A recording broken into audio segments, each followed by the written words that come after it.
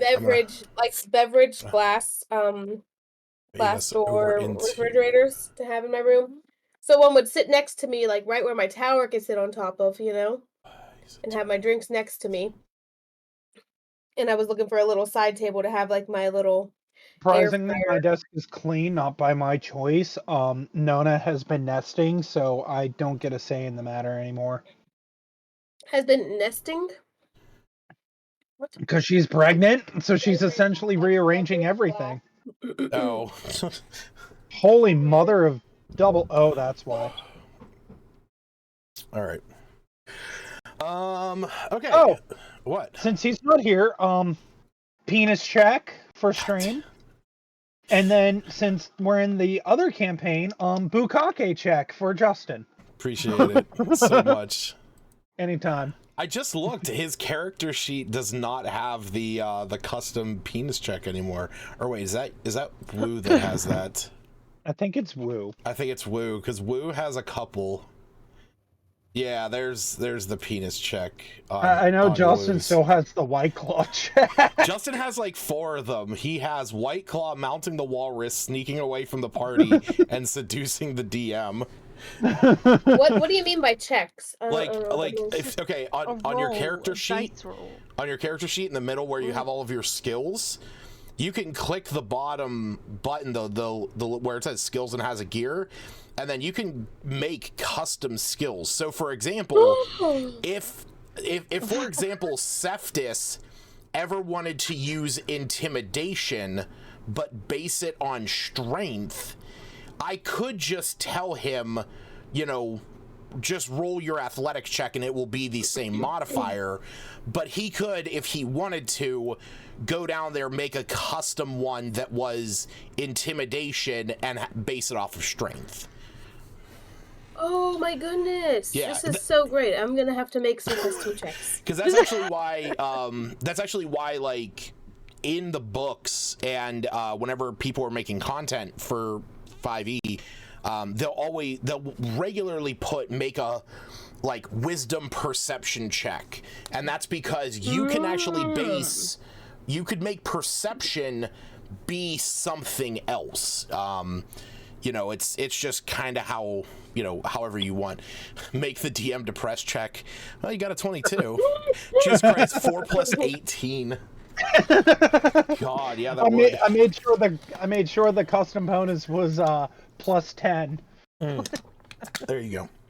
I was either gonna make the DM depressed, or I was just gonna title it random bullshit. Yeah, that's true. There you go. That's more like it. Because I summon a plesiosaurus. Oh. All right. Well, we're gonna go ahead and get jumping into this. So last session was one old big session of combat. We picked up right as Smith and me were heading into the ship after casting past wall on the side of it. They were gonna go in and look for Tarbin.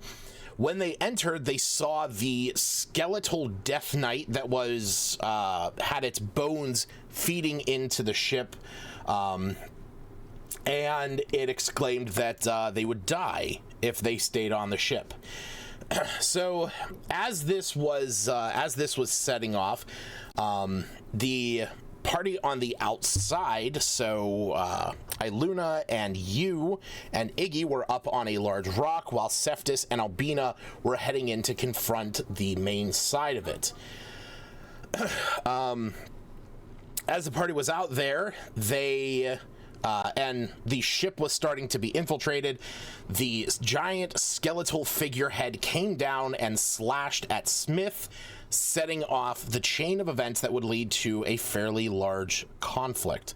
The skeletal figurehead focused most of its attacks against those that were out on the rocks that it could see, casting lightning with its giant halberd.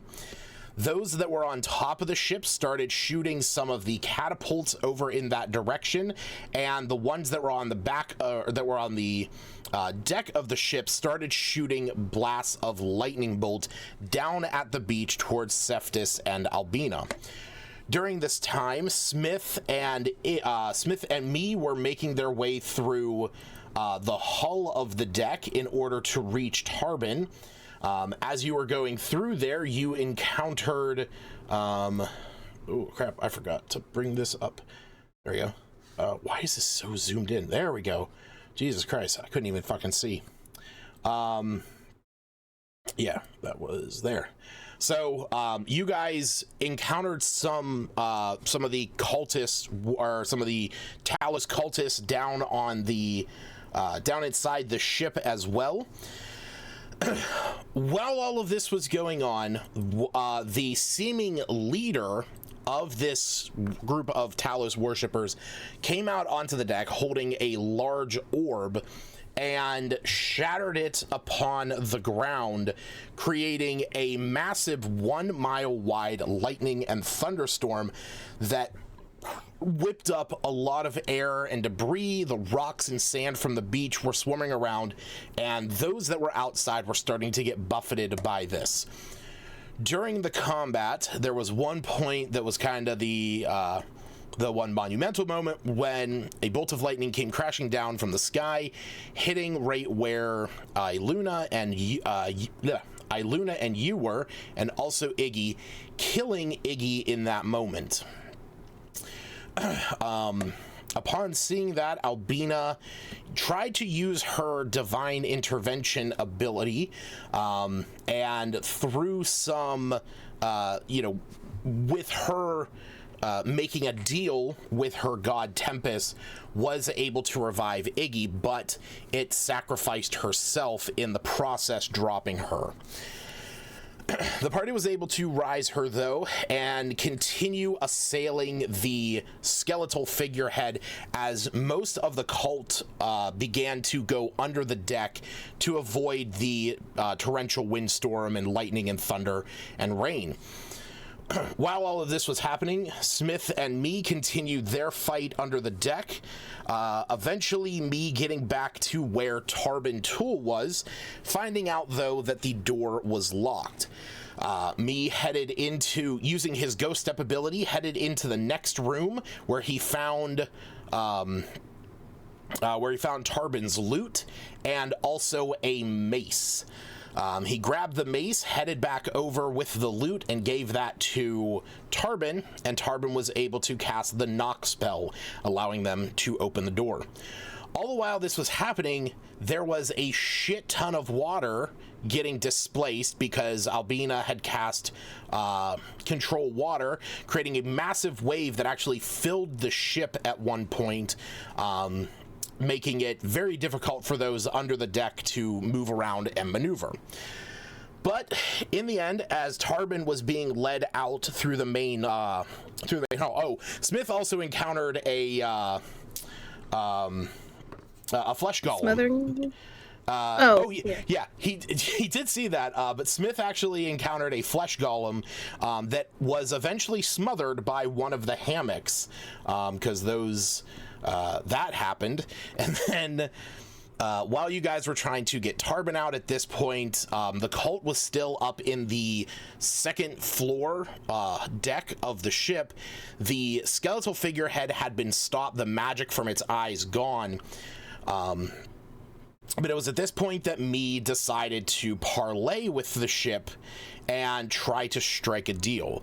Through some conversation, you were able to learn that the ship did not hold any particular loyalty to the cult themselves, that the particular leader right now, a half-orc known as Faralai Stormsworn, had appeased the ship by using Tarbin to play songs from Emberlost's homeland. You also found out the ship's name was Emberlost. And me made a deal that if they were to sail the seas and find relics of his old home and allow him to, grab onto, what is left of his old home, he would sail alongside of him. So the deal was struck. Emberlost agreed, and using his control over the interior of the ship, Emberlost ended up spearing all of the cultists on that middle deck as blood just started to soak through the floorboards, leading down to the hall that you guys were in. You guys then decided that you were going to rest here for the evening, being the fact that it was pretty much midnight. It was like about 12:30 at that point that that you guys had made the attack on the ship. So you guys decided to rest there, and that's pretty much where we're going to be picking up. We did anchor off, like we did push off an anchor kind of, so that we'll be able to keep going. Yes. Yeah, you guys got the ship off of the rocks. Oh yeah. So, But yes. it's not going anywhere. No, it's currently anchored. While we Long rested, rest? yeah. Yeah. I already bumped your sheet, Smith, so you should be good if you reload it. Okay. And level up. Yeah, no. Said yes. No. Somebody clip it in Twitch. No. So there is so while everyone was going to long rest, was there anything anybody wanted to do in particular? Because I do have one thing that I'm going to present. We're going to go through. But is there anything anybody wanted to do while you guys were kind of getting situated for the night and preparing to long rest? I know. Preparing, not during the long rest. Well, I mean, same thing. Oh. I know Aaron and I were gonna sit with with Emberlost and essentially talk to him and everything and tell him tales about us and so forth and create a friendship. Yeah. The ship is part of the family. There you go. The SS friendship, if you will. Oh God. I love it. Iluna would want to, I guess, talk with him too, and make sure our bard friend was doing all right. Yeah. So we'll say In addition to the typical, she didn't use speak with plants, so she would just chat with her little plant friend for a bit. Okay. And do some journaling or whatever, but yeah, so talk hard is a slightly higher focus. So yeah, when you approach Tarbin, this time he is, he's able to rest on one of the hammocks, and you notice that as you walk over, you see the hammock. There's almost this like movement to it that doesn't seem natural. But Tarbin, like, laying there and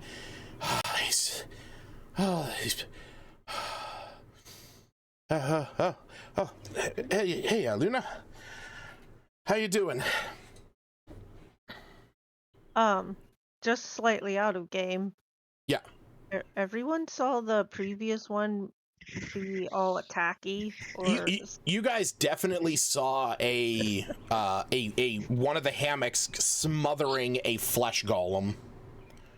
What was that all about? There was a flesh golem. It's a mimic. There was a flesh golem, and it bumped into one of the hammocks, and the flesh golem the hammock like wrapped around the flesh golem, eventually strangling it of life.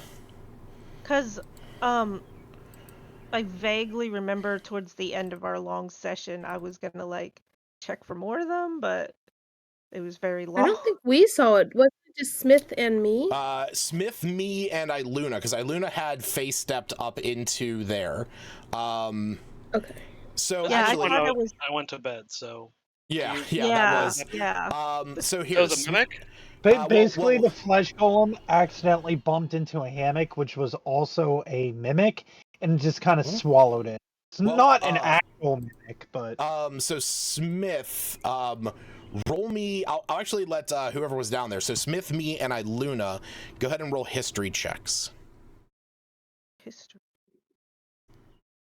Not 20. Nice. Oh, you know everything. that one. I'm pretty happy. I'll take with that the inspiration from 16. you guys. No worries. What? Nobody course. has inspiration. This- Well, The inspirations count for after the long rest, right? No. you better use it right now. Yeah. You better use it like right before everything, is about to happen. What the hell is going on? Why is it not letting me connect? Anyhow, So, I don't know what our history check's gonna reveal, but are you fucking kidding me? The It truth. goddamn changed again. Are you guys able to see the map? I did see the map. It Just changed from. just reloading it actually. It changed from. Yeah, I can Okay, see the okay. map. That should be good then. On my side, my local one changed again, and I changed it from last time, and I updated it, and now it seemingly fucking changed again. I'm getting sick and tired of this. Okay, so all right, that'll now send over the rolls. Oh. For some that was reason oh. No, why is it? Stop that. Funny on my end. Somebody roll something real quick. I just want to see if this actually works. What? Just roll anything. I rolled an initiative. Someone will probably Know beat what my I'm gonna roll. fight. Okay. I All rolled, right. but it is yeah. working. I don't know why it's saying that it's disconnected. All right. So yeah, Smith, when this happened, you kind of knew almost immediately. So if it was brought up, by anyone else, as this thing was going back into its position, appearing as a hammock, and you guys were potentially tossing the flesh golem off of the ship, if anybody asks Smith, that is not a mimic. That is actually a rug of smothering. So they are not able to necessarily change into other forms like a mimic, but they are animated rugs that are useful deterrents. Is this gonna attack anyone that if goes I near catch it? on fire, it's gonna save my life. So being that it has not attacked anyone else, you do feel that there is probably something, it might be more discerning over who it does. Okay. You can have that, Rugsmith. That's your new flying carpet. Yeah, to keep in mind, so yeah, rugs of smothering are able to be dispelled, but they also have an ability where they are able to grapple a creature and restrain it and blind it and suffocate it, and it also deals like continuous damage. So there are 6 of them, as they are all rugs of smothering in here. Now, if we sew them all together, we can have a large rug of smothering. I don't think it's gonna stay still while you stitch it up. Probably not. Hold it down. Get some stitches in. Save the ship from fire, that's all. Then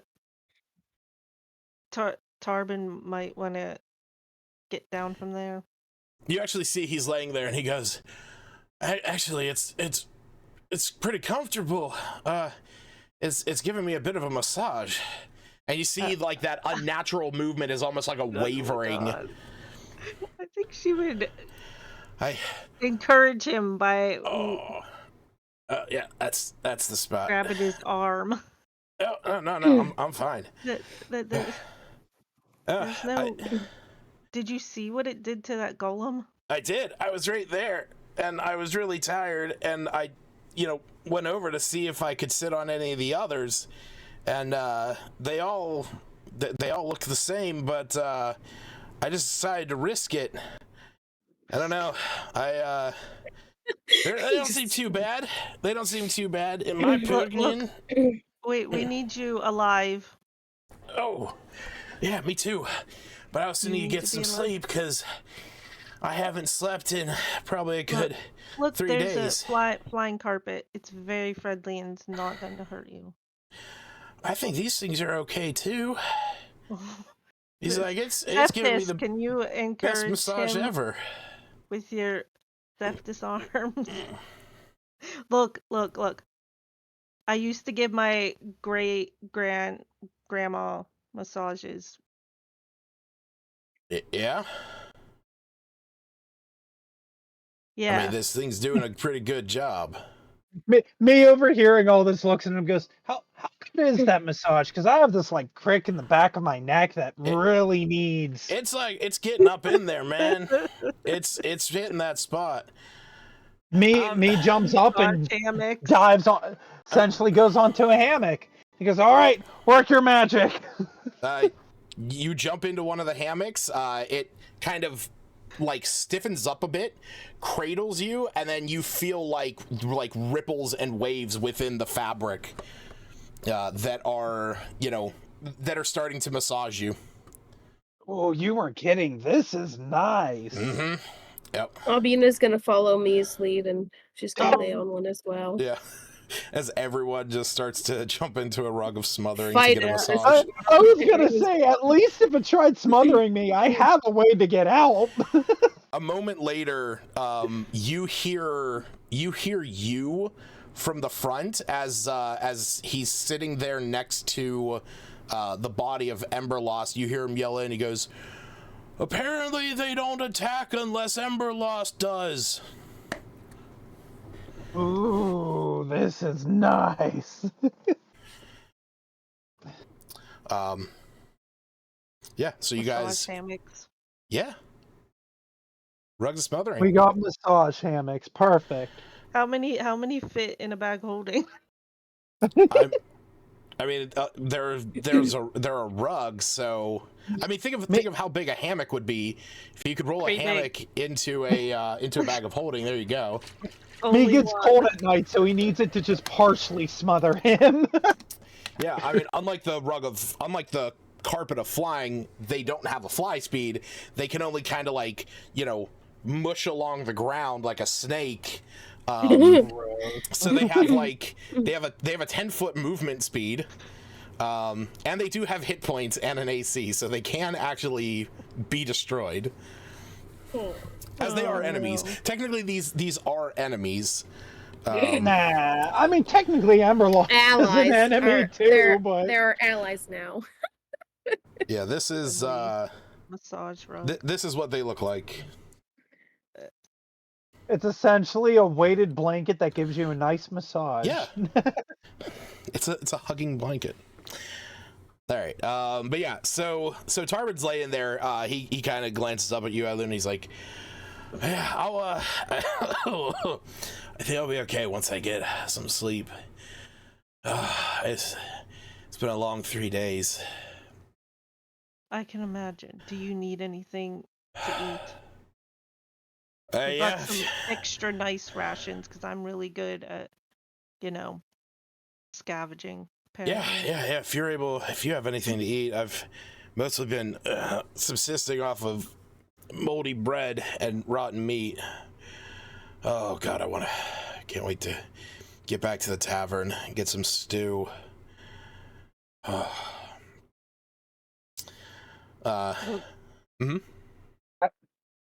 We'll make sure he has some water too. Okay. Yeah. You Obviously. Yeah, we'll say you head out and grab him a What? I've got a decanter. Okay, yeah, I'm just saying a way to get it to him. Yeah. I'm pretty wary about these rugs. That's understandable. I mean, it's pretty intense what they did. I mean, you guys can have massage rugs.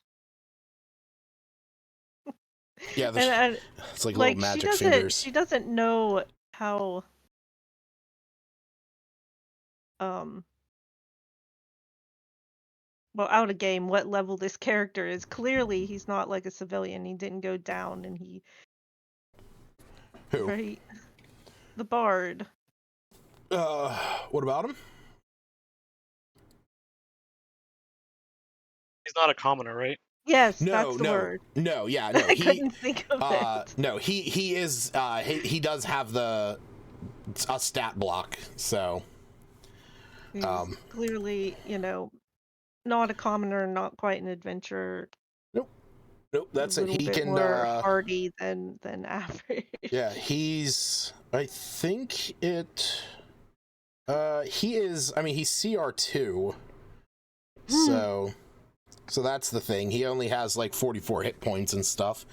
But he, I mean, right now he has like, he's been kept very low, and he has 3 levels of exhaustion. So he's not doing too well. But he does know Charm Person, Invisibility, and Sleep. Well, I guess I was trying to see. She would assess him if he might need benefit from a healing kit, or. Oh, I would say I definitely healed us, so he would have been. Yeah, at least join health in the healing. wise.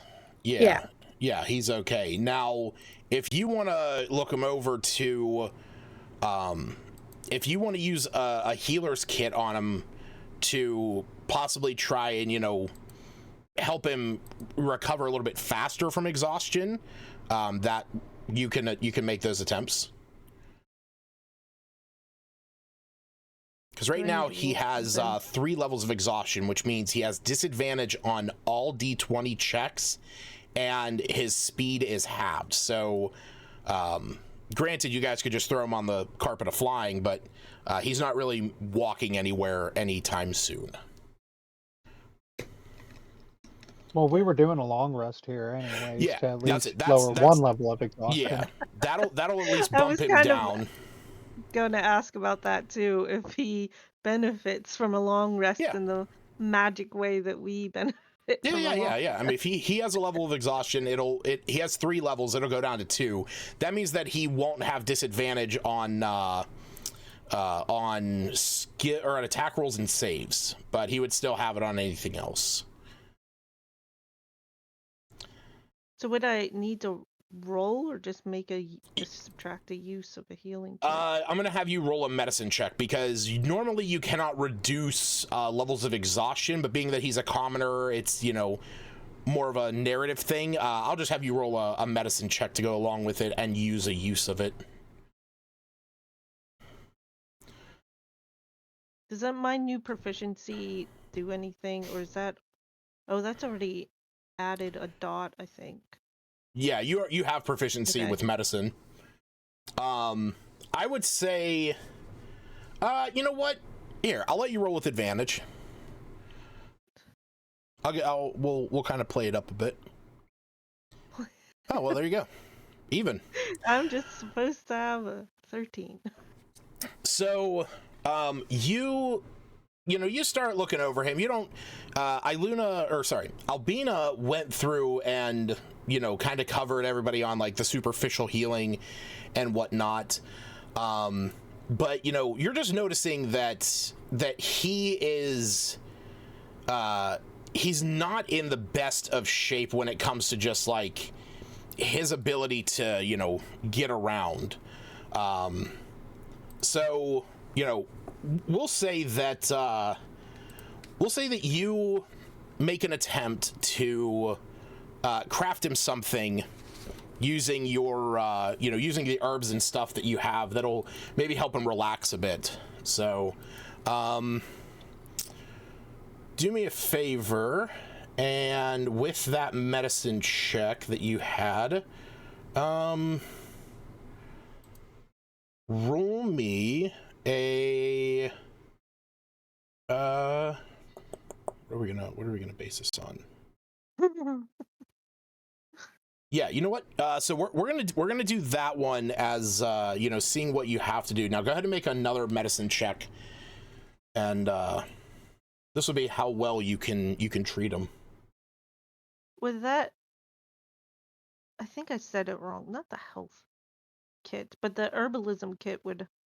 Mm-hmm. Would that? Okay, so is that still with advantage or?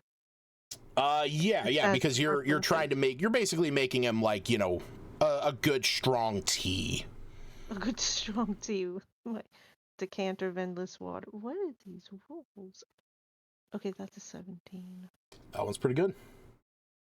I want to just double check. Like, you want me to reduce the number of uses of the healing kit, Yeah. right? Yeah. Okay, I did that already. I just double checking.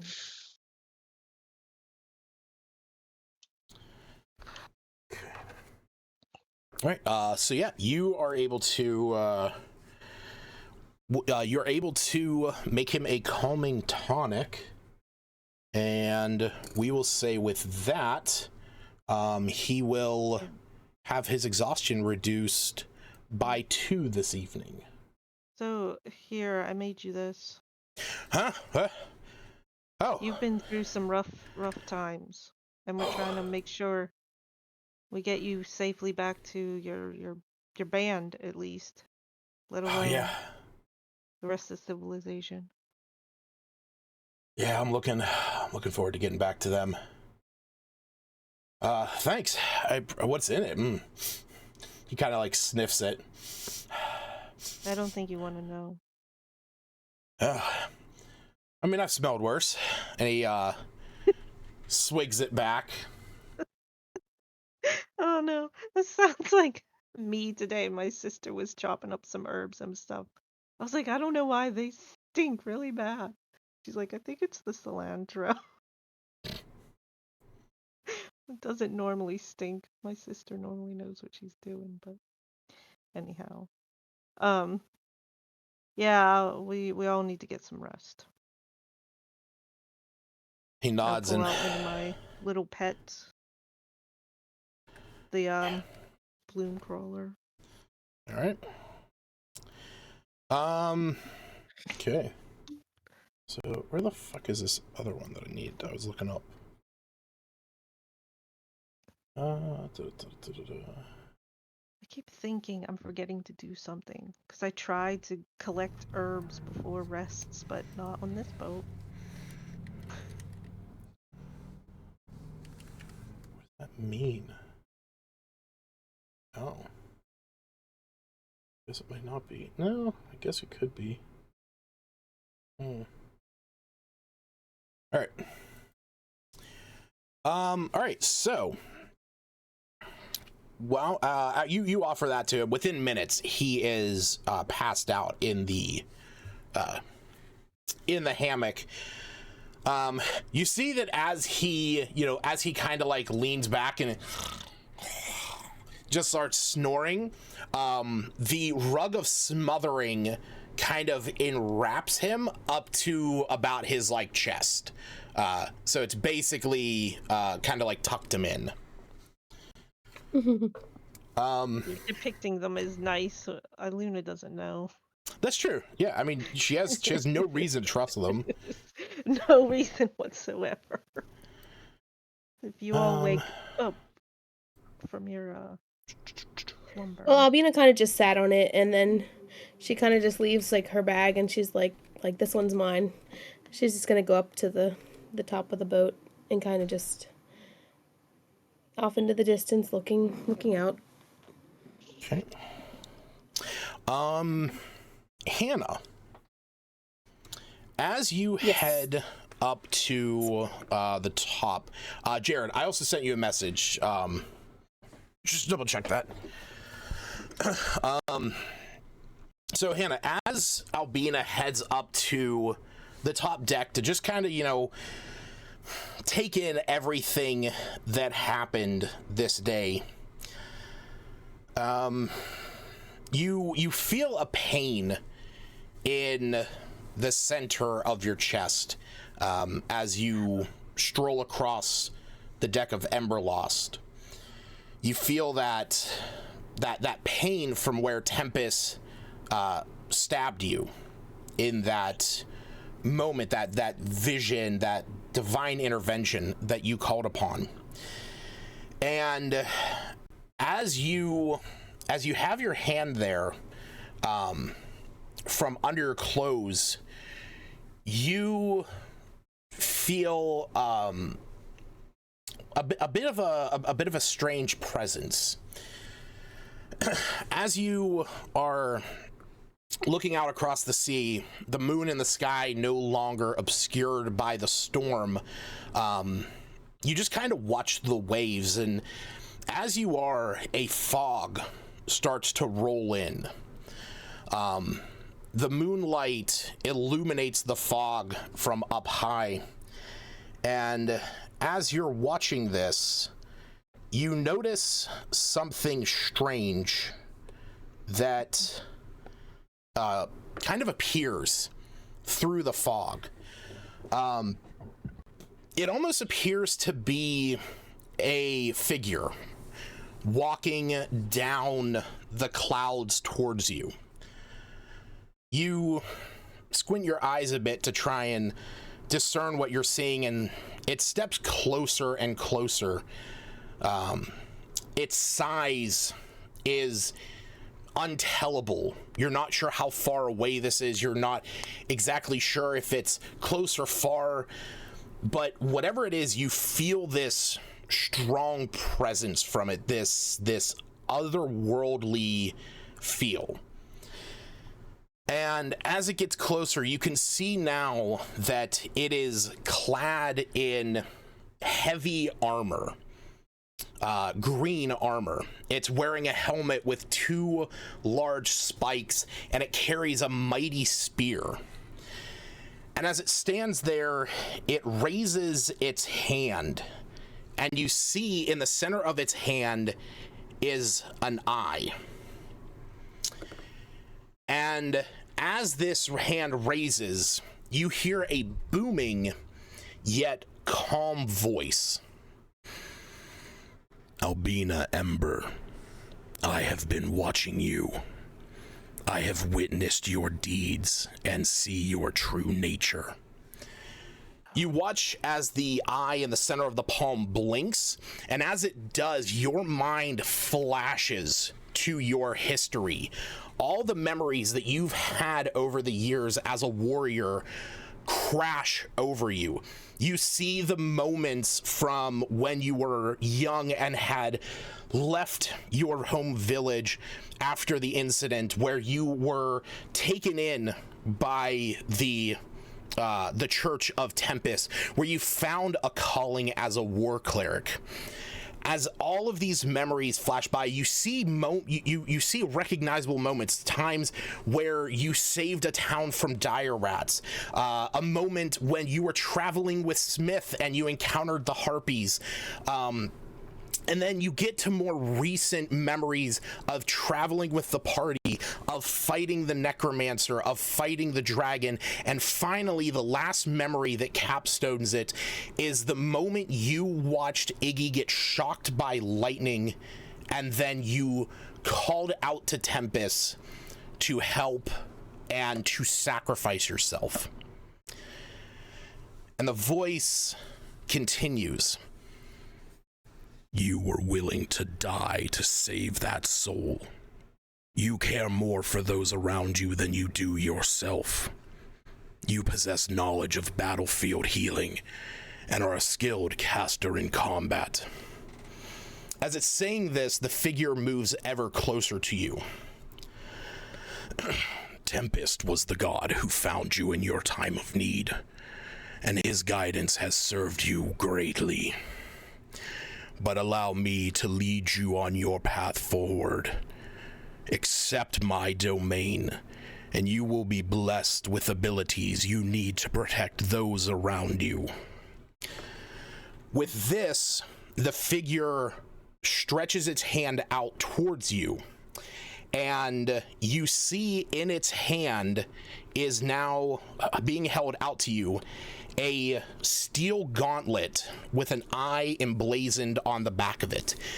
Albina, you instantly recognize this symbol. It is a symbol you have seen most of your life as a cleric. This, from other clerics and paladins and holy warriors, this is Helm, This is the symbol of Helm. This is the god of guardians and protectors. And as you see this being held out to you, there's one more phrase. Do you accept my offer? So Albina is just going to kneel down and reach out for the gauntlet. It would honor me to follow you. I want to protect my fellow comrades. Thank you. And she'll take it from him. He nods his head in acceptance. As you take the gauntlet, you are able to put it on. It fits perfectly. As you stand there, you see this figure before you. He says, then you will not be needing this. And he manifests into his hands your shield of Tempest. The shield that you got after facing the trials of Mythantir, when in a moment of divinity you were bestowed this gift. You see that it begins to change form and shape. No longer the symbol of Tempest on the front, you now see the ever-watching eye of Helm, the gauntleted, or the eyed gauntlet. And it grows in size. No longer this diamond badge shape that you were used to. It is now a far larger tower shield. And you see that as this shape changes, he bestows it down to you. And you realize now that where you would grip this, there's almost a rotating plate that allows you to protect yourself or rotate it and protect those next to you. The figure looks at you as you take the shield and says, I will be watching. I am always watching. If you need me in times, you may call to me. You will find that in your path forward, you will meet more of your kind, the Watchers over the Fallen. You will join them. You will drive your purpose. You will dedicate yourselves to protecting those around you. This is what we are.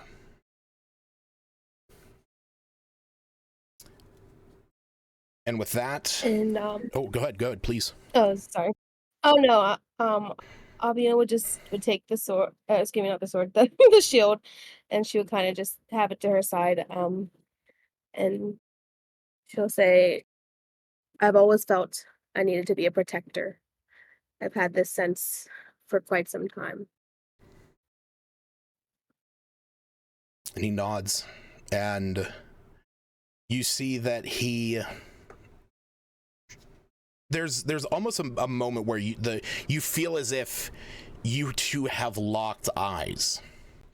And as he looks down at you, he nods once again and says, then you will follow the path and watch those that need it. I hold great things for you, Albina Ember.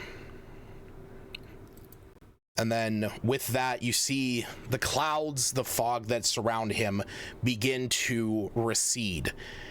He begins to pull back, and the last thing that you see through the clouds and through the moonlight coming down onto the sea is that outstretched palm with the eye in the center of it.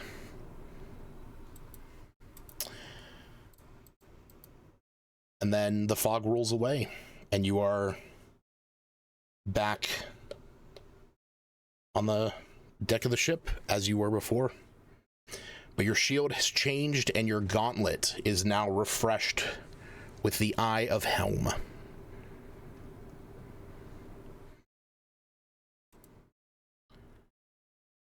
I'm just gonna stay at the front of the ship, kind of just watching, Hell yeah. keeping an eye out.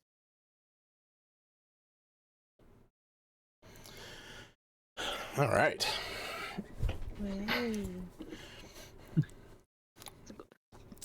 Me's gonna Quite a slowly story. roll out of the hammock Okay. and look at everyone and be like, "This was nice and all, but as I'm the new captain of this ship, I'm going to my quarters." As he goes to find the captain's quarter. Okay.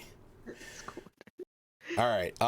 He's making it very apparent that this is his ship. He owns it now. They're all guests. Gotcha. All right. Let me see where we are. Okay. All right. So you take some steps upstairs. You come up to the second floor or the second deck where you see all of the oars and everything that's around here. You're also, as you're checking around, you see some of the other rooms in here. On the oar deck, you see that there is, where there was a cabin on the front side. You feel this was probably where the quartermaster would have stayed. You see a giant jug on the floor next to a flagon that was in there. And then you continue up to the main deck. As you're up there, you see Albina up on the front, on the bow of it, and you kind of see that she's having, a bit of a moment up there. So without trying to disturb her too much, you begin to check out some of the rooms on the southern side of this top deck. Inside the first two rooms, you're able to find the storage lockers. Inside here are spare ropes, buckets, tubs of grease, and fairly mundane tools that would be used for keeping a ship. So things that you're very familiar with. And finally, you enter into the room at the very back of the main deck, which you instantly recognize as the captain's quarters. There's a large bed in here. You can see that the sheets are kind of disheveled. But it's very, very clear that this was more of a higher standing room than the others. And while you are in here, two things kind of stand out to you.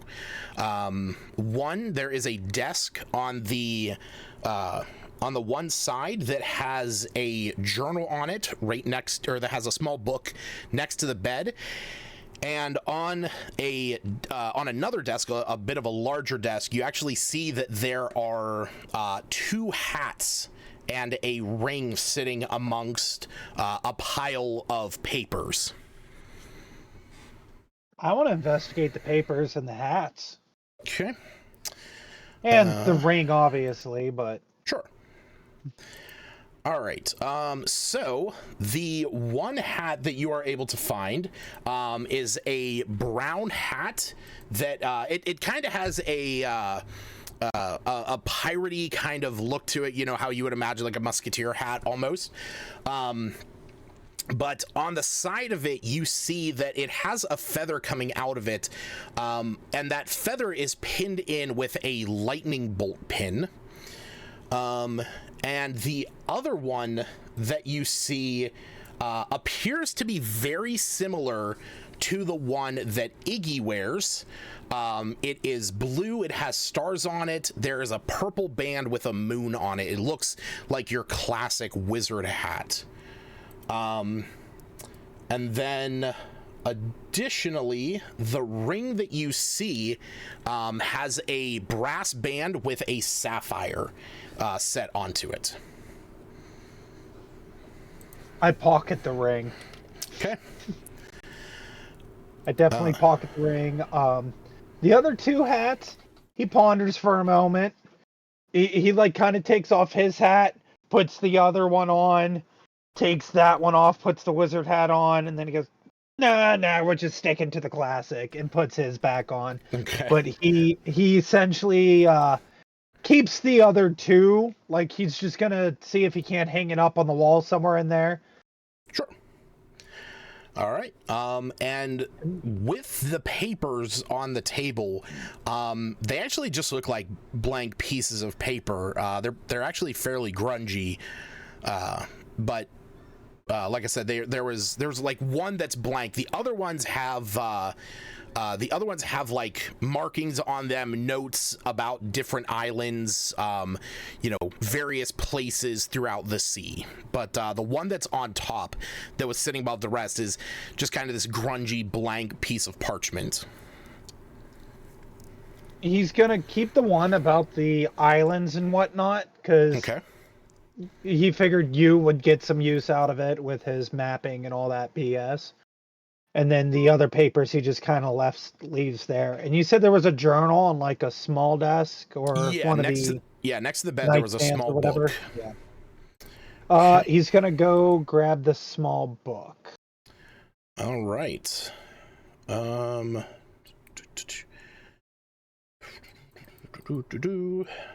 right. Do you open it? Do you look into it? Yes. Okay. Huh, that's weird. It's 50 pages of the fireball spell to make a miniature nuclear warhead. So when you look into this, I have to check one note. Hold on, one sorry. Oh no, it's the fireball book. Okay, that's what I had to explain that to somebody before, to where essentially you just keep putting spells in this book, and then you just you put a slap glyph on of an wording. activation. Yeah, Yep. you put a fireball glyph of wording on every single page of a book, and the activation for every single one of them is when the book is opened. It's disgusting. Like it's grotesque, the amount of damage. All right. So when I'm going to post this in the chat just so everyone can have this, so that you can have this, but this is definitely going to be, something you have a physical copy of. But as you open it up, there's a name on the inside that is the name Uleron Mortis. And oh shit, now we're throwing in Latin. No. As you read through here, there is one that there's an entry that kind of stands out to you, and it reads, "How does one woo a legendary dragon? Great treasure for certain. I wonder how Ebendeth might feel about the prospect of immortality. Once my colleagues and cultist Draconis have prepared the proper rituals, we can take command of the worm and add its strength to our own. Then I, Uleron Mortis, will command the respect as well as the fears of that pathetic alliance of lords. If we accomplish this, certainly no task will be too great for a true devotee of the Lord of Bones. At that point, taking possession of the artifact from that ridiculous little burg of Lylon should be child's play. The dreadnought grows restless, though. Emberlost seeks hopelessly to be reunited with his fallen home, Anorai. How does one ease the obsessive behaviors of Equus Mortem, particularly in his state?" And then you see in the footnote, or in the margin of this, written in a different, in someone else's handwriting, it says Roadhouse ? Could Bard win him over? You should recognize that name. He could You all should recognize that name. That name. Nah. Nah, he doesn't want to remember. Why Okay, would then he care what they want the black dragon egg for? He doesn't give a rat's ass. as he looks over it and whatnot, and he looks at it, he flips a couple pages, flips a couple back, and he goes, "Wow, this cult's really stupid. Yeah, All it took was some simple talking skills, and the ship is now ours." He does kind of. He will take note of the name because he views that name as the person that killed his crew. Okay. But he's not going to verbally say it or show it to anyone. He's on a revenge quest. Okay. He'll take the book, look Okay. over the captain's quarters, and he goes, "Do I go tell them now, or you know what? It can wait till morning." He'll lay in the bed, kick his feet up, relax a bit, and he goes, "You know, understand why I always stayed in the quarters unless it was for battle or anything like that. This is pretty comfy." As he stretches out, puts the hat over his eyes, and starts to doze off. All right. Okay. So, obviously we don't need to long rest again, but you guys, this is when the long rest would happen, unless anybody else has anything specific to do. well, aside from, I don't know if you would impart information for generically sitting and talking with Ember guy. Ember lost? Crap, I had it ready and then lost it anyhow. Iluna would be concerned with Iggy, like he'd pop back up, but check on him to see what he feels happened. And the same with Albina, because she fell directly afterwards and he popped up, and so find Iggy and say, how are you doing?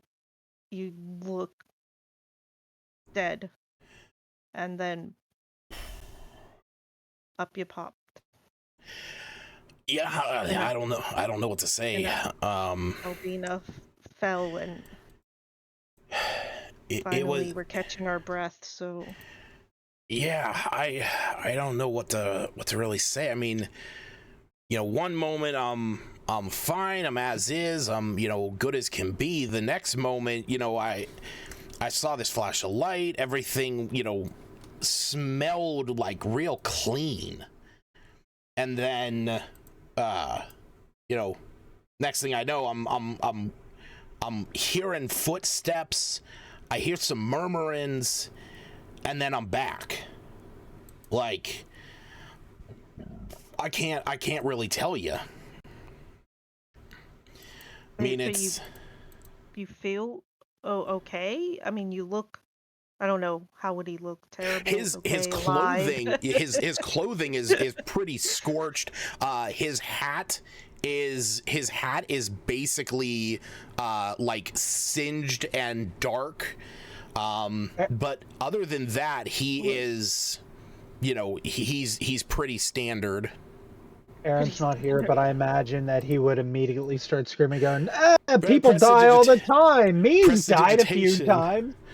Yeah. I thought you were gonna say prestidigitation. I was thinking That mending. too. Yeah, Like, I'd be like, if it looks a prestidigitate. bit tattered, maybe I could help mend a little bit of it. I don't know. As long as you seem yourself. I mean, I feel myself. I mean, that was a weird thing to say. But I feel fine. I can't really say that that I don't.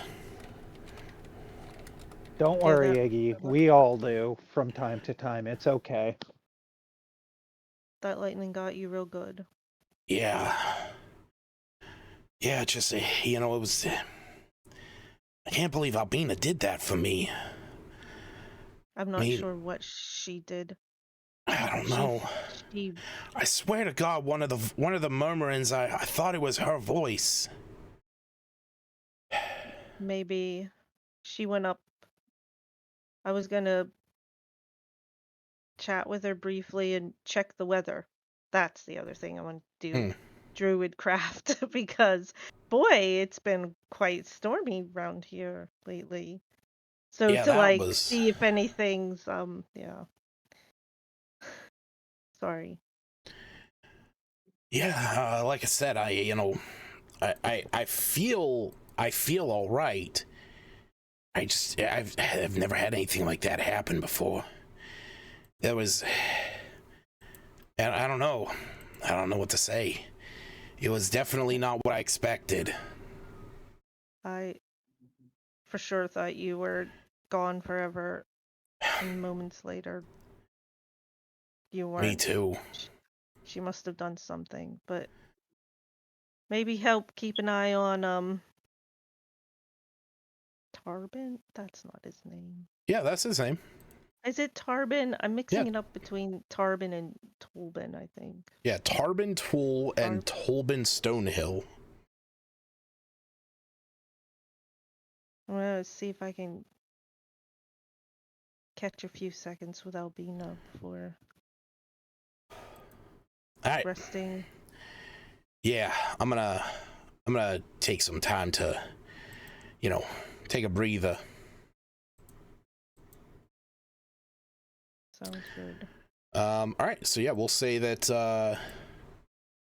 you head up, you search around for her, and eventually you find Albina up on the top deck. We'll say that you can you can hear some rummaging going on over in the captain's quarter area, and then you hear the door shut, and even from here you can hear the sound of snoring. Well, I'm sure we all expect me to check for some things. Iluna never cares, even though she probably should these days. Oh, you definitely should. Maybe in the morning she'll say, "Do you find anything good?" because she expects him to look for stuff, but that's not her priority right now, so let him sleep. If ghost goblins even sleep. He always seems to be. And yeah, attempt to do Not a some true druidcraft. ghost. He's just half between life and death. Half ghost. All right. I'm trying to find Albina. He's Oh like my Danny God. Phantom. He's secretly dead as a teenage boy, but he possessed his own body. Yo, Danny Phantom, he was just 14 when his parents I built a think it very was strange 15. machine. Was it 15? I forget. No, the I whole kind of want to fan imagine. theory was he died, but his ghost possessed his own body, and that's how it all worked out. That's it.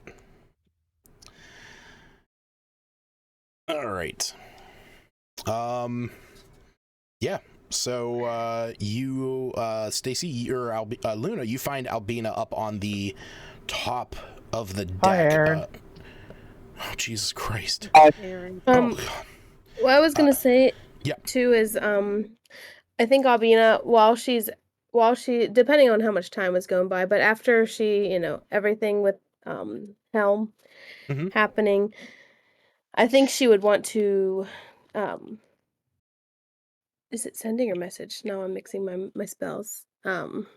Message Sending. Iggy. Okay.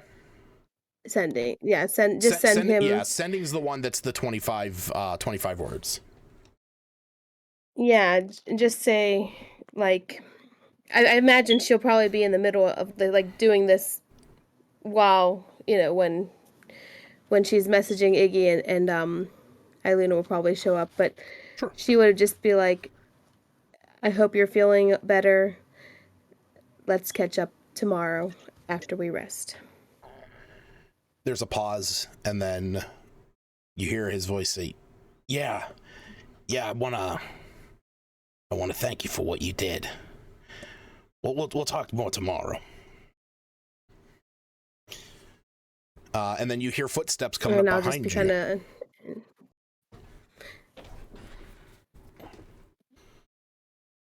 Oh, Yeah, I would just be like, look backward, look back a little. I imagine it would be like me or someone, or some little goblin or changeling. Well, they're both goblins, right? Some goblin digging through stuff, rummaging. And then I'm surprised to see it's Iluna. Rude, first off. I Hey, just you can get wanted some to fresh check on air. ya and also check the weather. Would she Pretty look clear out visibly here. different after her? Um, Like, I presume this is after. I wouldn't like chase after her or uh, anything when she went up. I would say I would the kind of have my shield. I don't think I would have it on right now. I think I just have it kind of like resting on the front end of the ship, you know? yeah. I'm just gonna be kind of there with my gauntlet, like leaning on there, just looking around, out,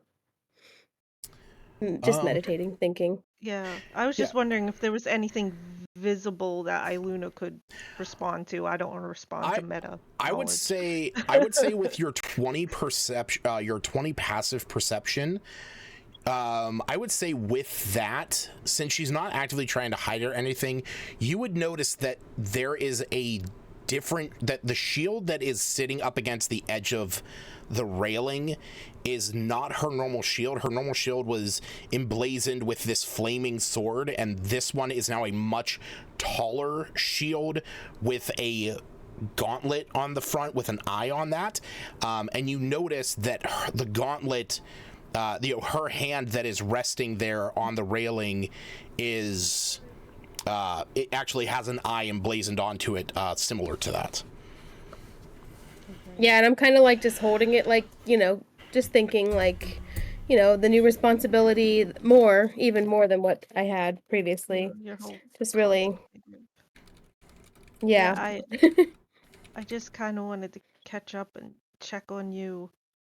I'm not sure what happened with Iggy, but you went down directly after, and it's all really confusing. I thought he died, and I think she would note that her shield and stuff looks different, and like you'd see an expression on her face, but not actively say anything. Feeling like it's up to Albina to mention something on her own. Like, not ask her about it. Just, Okay. you might see an expression on her face. But more concerned about, like, what on earth happened rather than, oh, look, you have new things. Like, Would I know? What do I roll? I Do I mean, roll perception to I would know? say that Or you. she would. I mean, I would say that, with your 14 passive insight, you can tell that, she's coming up, she's, showing interest in your, what happened, and you kind of see her eyes, like, gazing yeah. down to the shield and gauntlet. I feel like it'd be obvious she's noticed, but she's not gonna Yeah. make you Okay. talk about So, your new oh! things. Some other people on the ship might ask, "Hey, where'd you get that?" But she'll let you take lead on. I mean, it's your experience. She's Yeah. just trying to make sure you're okay, ish. How okay can you be?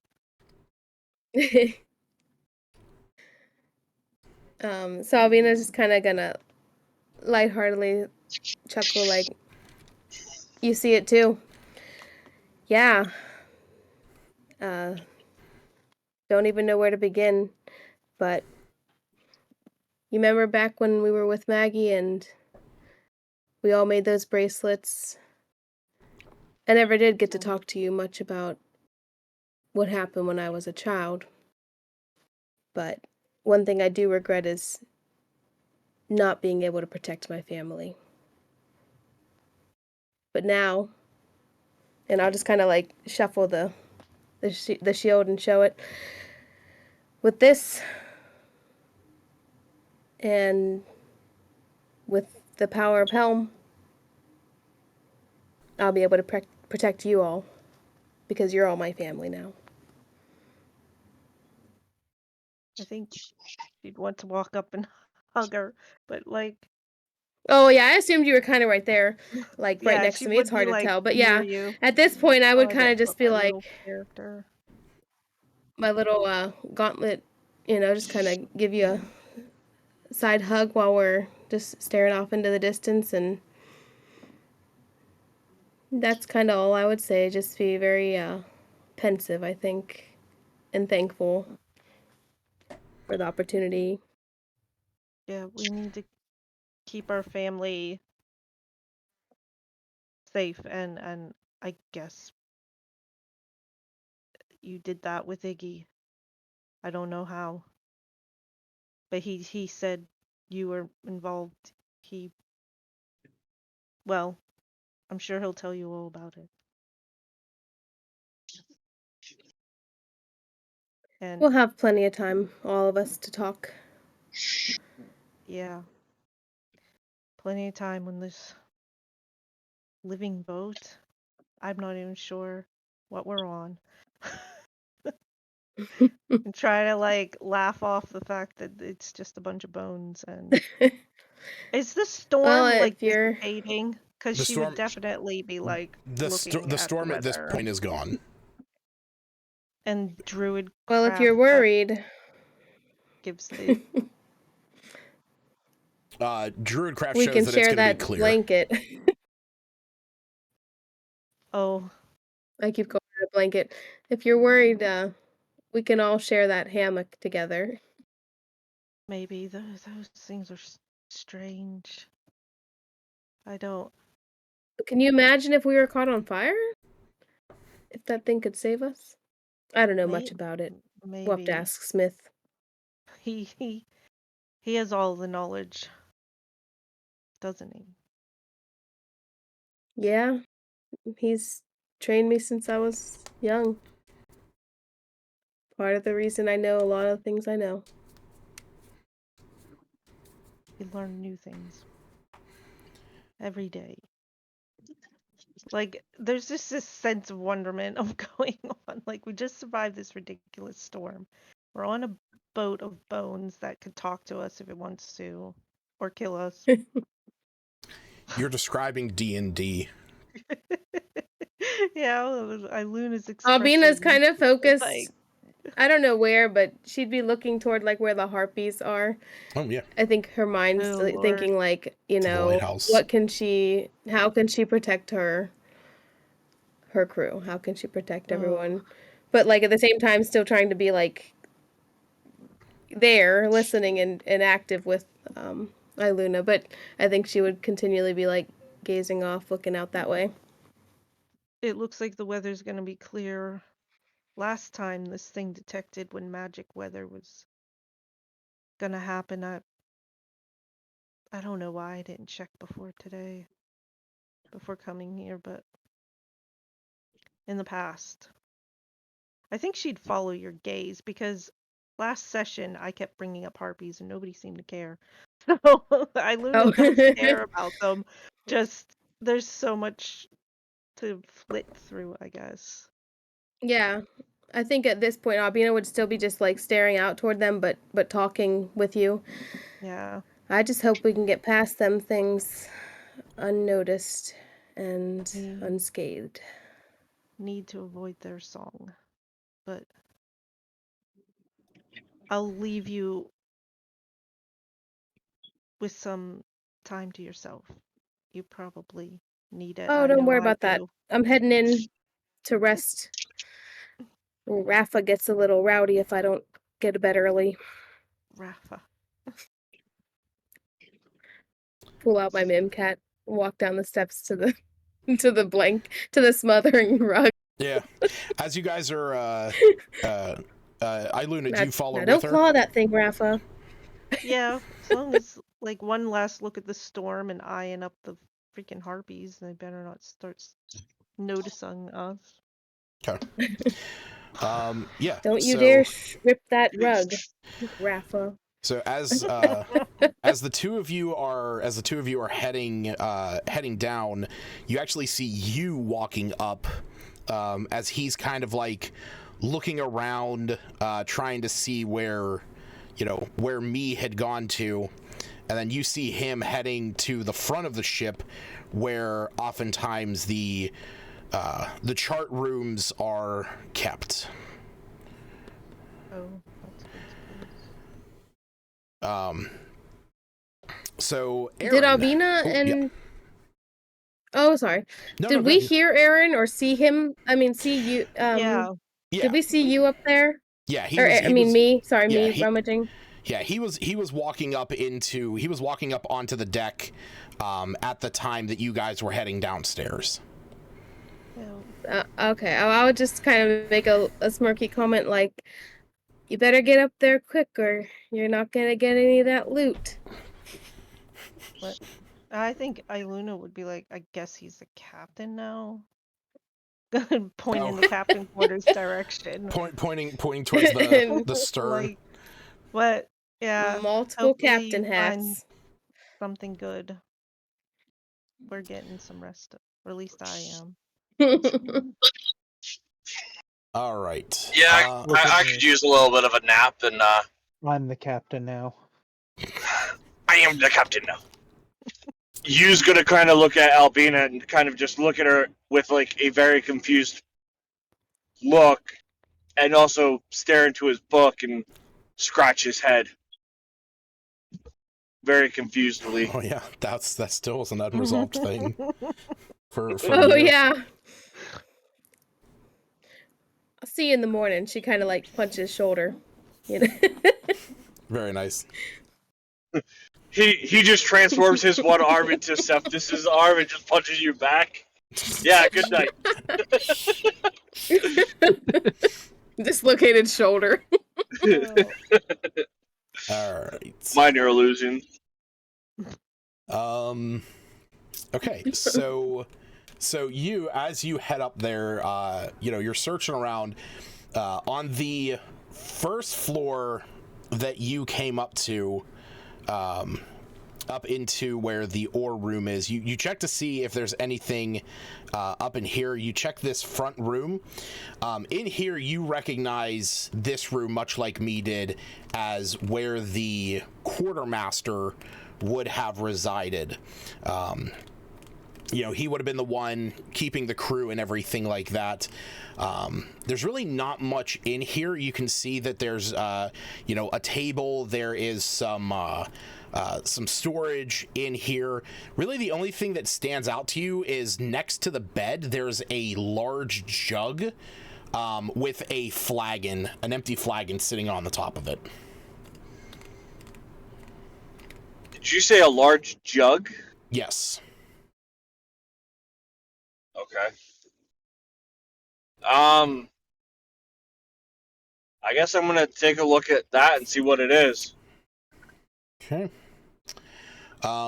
So you go to we'll say that you move the flagon off the top of it and you start to pop open the cork. As you do, there is nothing in it. I'm like nothing, as in when I lift it, I don't hear anything. When I look down inside, I don't see anything. Yeah, there's you don't see anything inside of it when you unstopper it, when you take the cork off. I'm going to tip it over and see if anything pours out. As you do, nothing pours out. Okay. But here's the strange thing. As you do, even though it's empty, it sounds as if there is a sloshing noise coming from inside of it.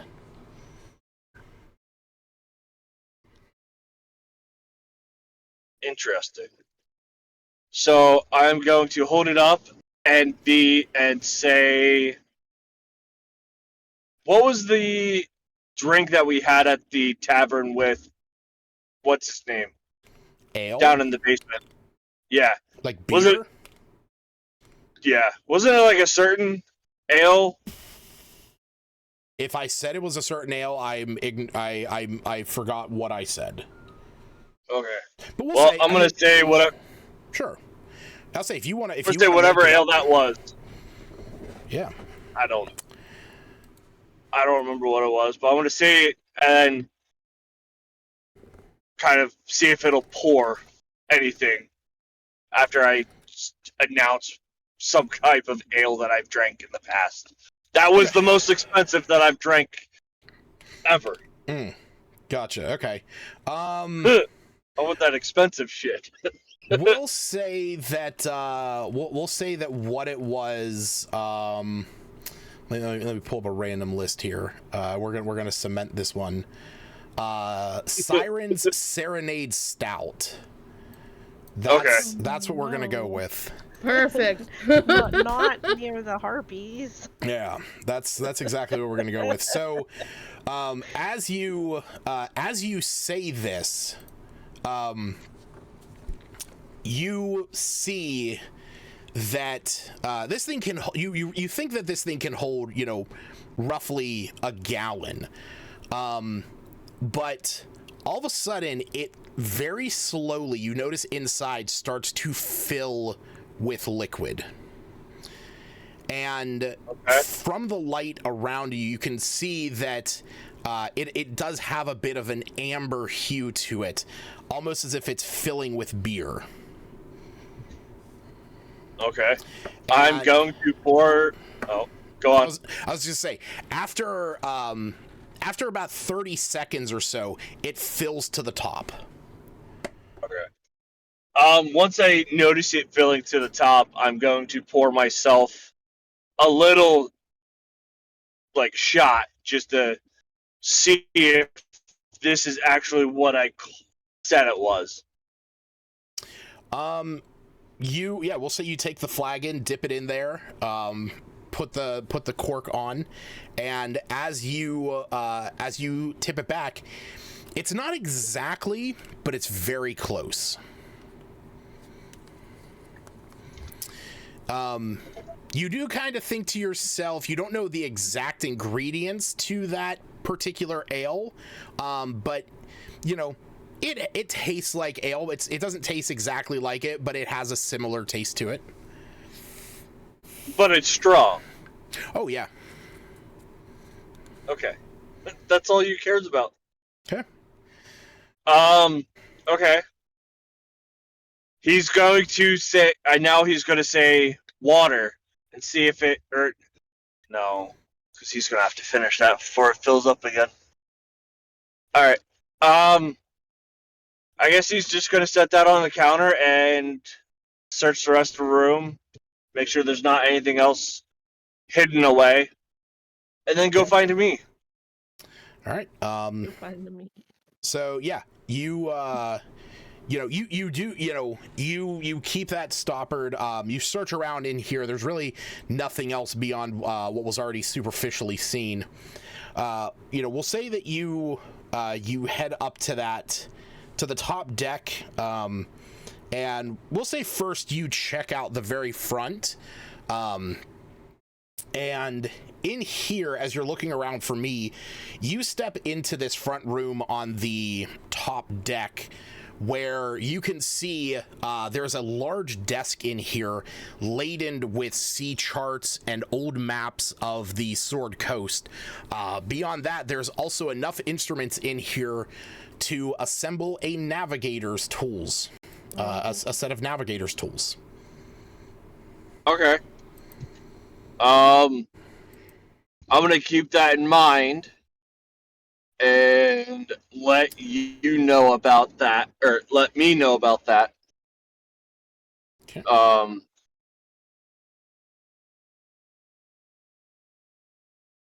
And yeah. And then go look for me. Yeah. Okay.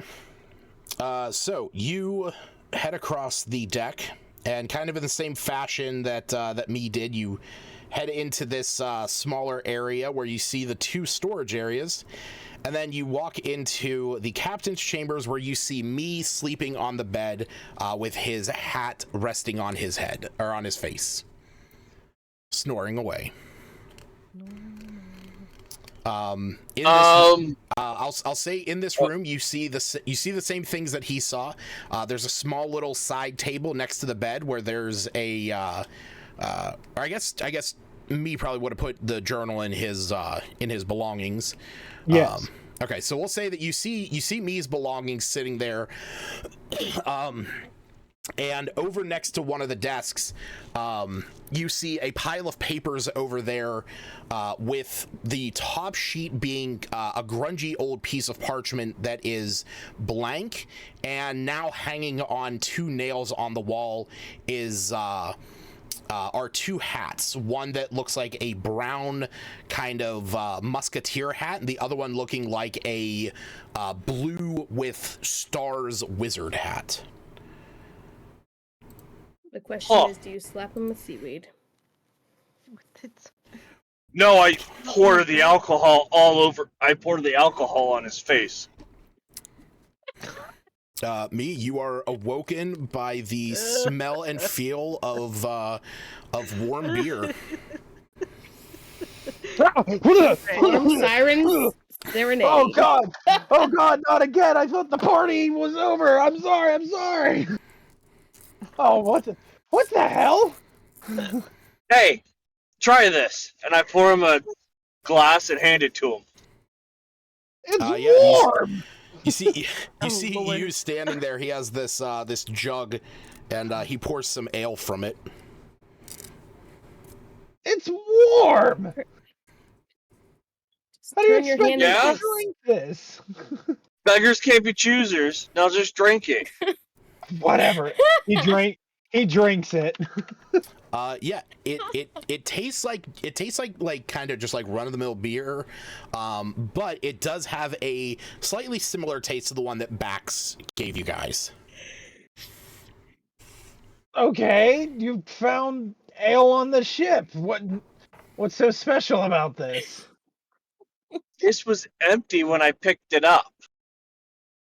Endless alcohol? Is that what I'm hearing? And what? And endless booze? Is this what you're saying right now?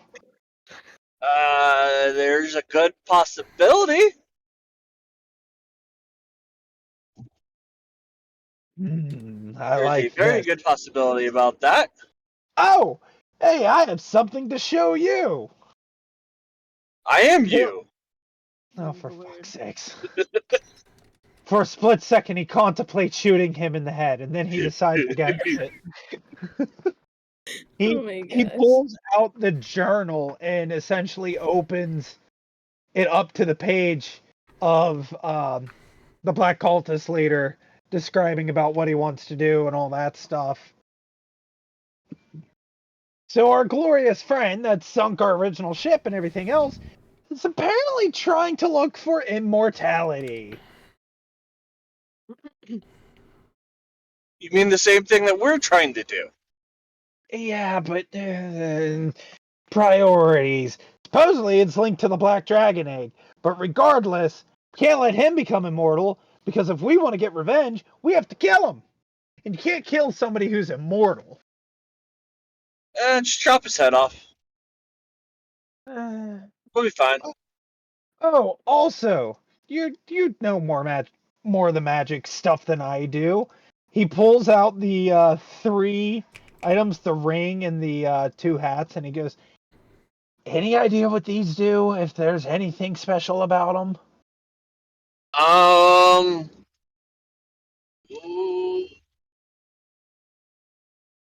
I'm going to attempt to look at my spells. I'm more curious about the ring because I'm never gonna wear these hats. I like the one I currently have. I will. I'm gonna do identify as a ritual. Motherfucker, that hurt. All right, on each one. Yeah. Okay. Oh.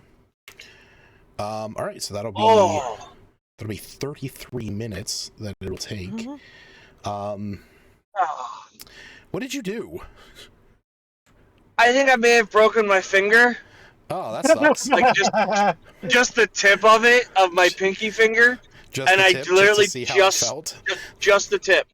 I'll send you guys a picture later, but Oh, I thanks. hit it Don't feel too against my shifter. Oh, Don't feel too Uh-huh. bad because I at work today I had the oil from the deep fryer go ahead and splash on me, and I have 2 fingers with 1st-degree burns and 2 fingers with 2nd-degree burns. So I kind of feel your pain, because one of the Fingers, they're blisters just came overrated. right on the knuckle. Yeah, no, this is like, so right where that first knuckle is on the pinky, everything above that is swollen. Oh yeah, that's broken. Damn. Nice going. All right. So while the two of you are, or while you is going about identifying those, Smith, you messaged me. You said you wanted to walk around and use detect magic to see if you could, sense anything from the ship. Yeah, I just want to explore and check out the ship. Sure. So, we'll say, we'll say that while some of this was going on, you were kind of taking a breather, as you took the most damage other than Iggy and, Albina in the aftermath, being attacked by that figurehead. So you take a couple minutes to kind of collect yourself and then, want to get a sense of the ship. So you begin to cast detect magic, and the moment that you do, you kind of get this surrounding, encompassing sense of both transmutation and necromancy, just fully enwrapping every board, every plank, every piece of stone that is comprising of the ship. So everything here around you is just giving off this aura of transmutation and necromancy. But there are a few others that you are able to detect. So one of the schools of magic that you detect more centralized as you're looking around is that back at this far door, you get a sense of transmutation. And we'll say that, with what happened, this is, there is probably, or wait, I may have said the wrong one. Did I? No, sorry, I did. On this back door, you sense abjuration magic. And knowing what me and Tarbin were dealing with, you feel that the spell Arcane Lock has been cast on this door. So in order to open this particular door on the in the back of the ship, you will need to cast the knock spell. All right, I will. Okay. As you head in, there's really nothing in here. Most of what's in here has already been gone through, but you can see this is where the holding chamber for Tarbin Tool was. It's pretty upsetting in there. You see a small anchor that had been strapped around Tarbin's leg. But other than that, there's really not much in here, but it does have a bit of a stench to it. Okay. So continuing up the stairs, on this middle floor on the ore level, there's actually not much you detect up here. Again, just this overall, Jesus Christ, Aaron. I just saw that message. This overall encompassing, sense of transmutation and necromancy. Christ, man. But continuing up, you hear some murmuring coming from the back of the ship once you get up to the deck, and as you step back there, you can see you and me in the process of you casting Identify on some items, as you can recognize his chanting. And you see that at this point, I'm going to say that he has done the ring, and Aaron, that ring that you have identified at this point is the Ring of the Sapphire Mind. It grants the wearer resistance to psychic damage and advantage on saves against illusion and enchantment magic. Okay. Do you inform? I informed me because that's the one that he was specifically after. Me's putting the ring on his finger, and he just goes, "Yep, this is never coming off. I'm gonna keep this one." Okay. All right. As you put that on, you kind of feel your, you kind of feel your like mind almost bolstered a bit. So, yeah. Now I resist psychic damage, and I can deal it. Yay! It's true. Oh god, my saving throws has just increased to 3 different advantages now. Has it? Yeah, because I have saving throws on death saves, or advantage on death saves because of the soul trinkets, advantage on con saves with soul trinkets, and now advantage against illusory and enchantment effects. What Nice. you guys All got the there? saving throws. Smith, you're not Me will- even there. Yeah, he is. He's there at Yeah, that point. You just walked in. Me will look at him and say, Oh, "Well, okay. I got a ring that'll protect me from psychic damage. I got these 2 hats that I don't know what they do, but I think you's gonna see what they can do." Yeah, that's the goal. Need to know? I mean, if Want some help? I'm willing, sure, I'm willing to give the hats out because I have a personal attachment to this one. Only because you're the pirate captain. That too. I'll identify one item, whatever they're not identifying, whatever you use not.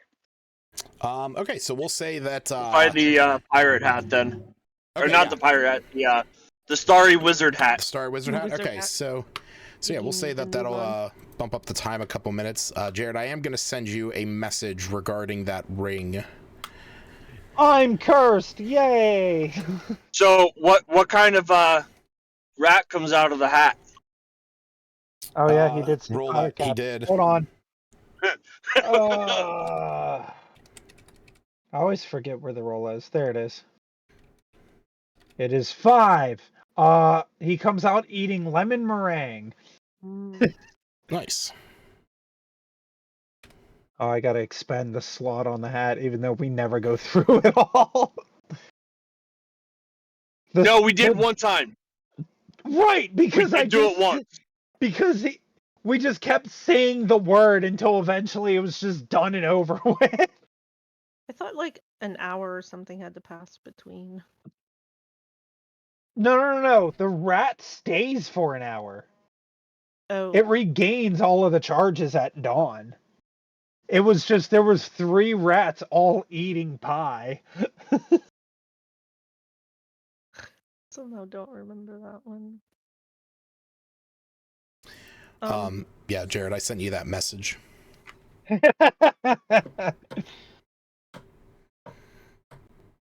This just okay. I'm looking at this, Lucas, and that doesn't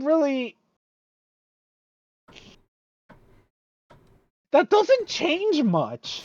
I guess as long as you don't get hit by those things.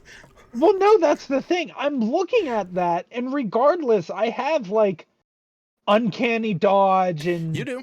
You do. You I can have ways of gain mitigating that. Yeah, that's what I mean. I can just flat out gain resistance to those as well. So the only thing that really affects me is that bottom line. Wait, how would you gain resistance to those? Because of my what is it? Whenever I become incorporeal. Oh. I see what you're saying. Okay. Yeah. Yeah. Oh, yeah. That is a thing. Because whenever I become not the Your- Shadowfell tattoo, the Ghost Step Ghost Step. tattoo. Yeah. I gain resistance to all of that. So it's like So it would actually balance itself out. yeah, that's what I mean. It Okay. just kind of balances out. The only part that would really affect me is that bottom part, in all honesty. Cool. All right. So the two of you begin to identify these two. I will send you the details in a message. So Smith, this is yours. Oh, I'm gonna send it to you on. You want me to send it to you on Discord or Messenger? Huh? I Yes. got both up. Yes. Okay, cool. And I'm customizing it so I can add that now. that's cool. Actually, reload your character sheet, and I already bumped those into your defenses. Oh, okay. I was just gonna go ahead and customize the item and go that way. Okay. Yeah. If you reload your character sheet, it'll Yep, show you I what see they it there do. in defenses. Well, I was still Yep, gonna yep. copy and paste that just for the notes of the item. True. Yeah, do your thing. All right, so yeah. So Smith, you cast yours. You take the 10 minutes, and yeah, this is a hat. Yeah, it does. This is a hat called the Ardent I actually don't know how to pronounce this second word. To Google. Alacrity. Alacrity. There we go. Meaning brisk and cheerful readiness. Wow. This is called Ardent Alacrity. I got a question, Lucas. Mm-hmm. Well, what? I'll ask you afterwards, or message you shortly. Sure. And Aaron, yours is oh shit, I lost the little thing. Yeah, Aaron, yours is the Vitality Shroud. So it is up to you guys if you wish to reveal those details. I will. Okay. I will. I don't know the best way to put it in game, so That's fine. Well, I got you covered, buddy. So Smith, you take time to identify this.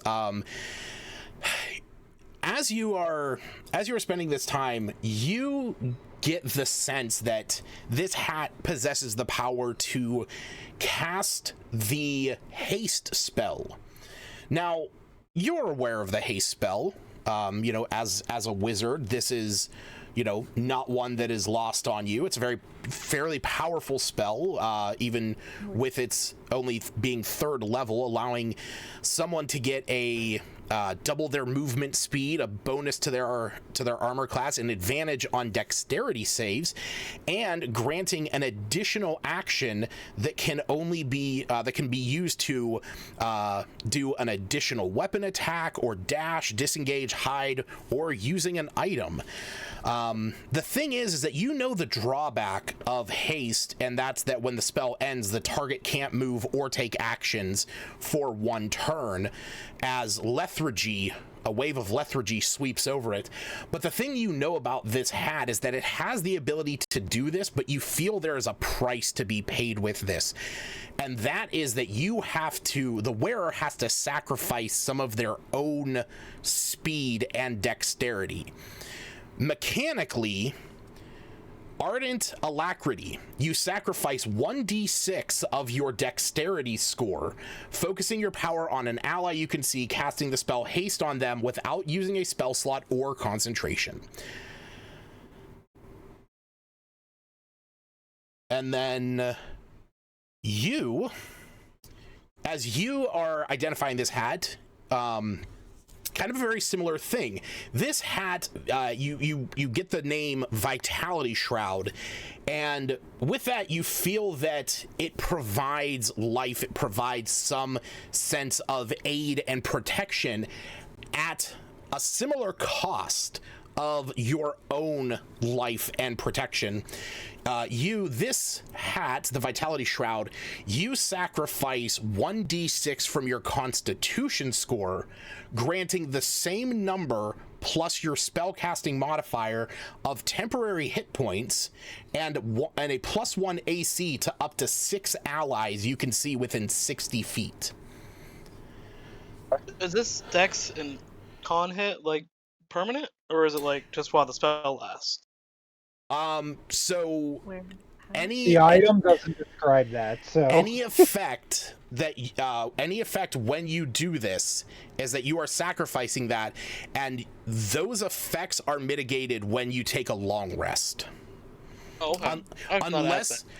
Unless you have something that allows you to restore your ability score decreases, such as the spell Greater Restoration, which can be cast to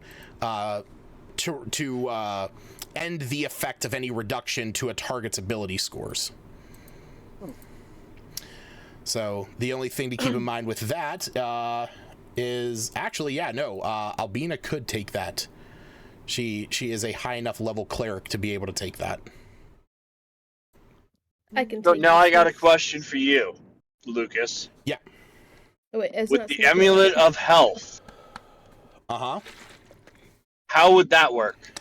So the thing to understand about the Amulet of Health is that it makes your Constitution 19 while you are wearing it.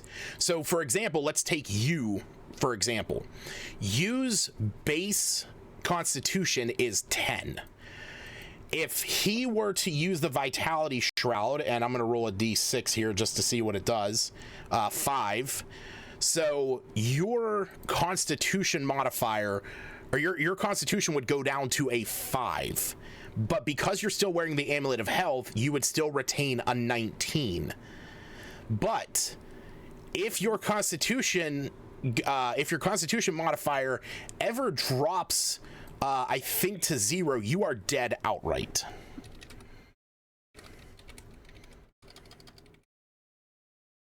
Like, I'm talking about your base. Going to go again. Okay. Yeah. Because if your Constitution modifier drops to 0, your base, then it's just at that point you don't have enough. You don't have enough vitality for even the, for the Amulet of Health to even do anything. Right.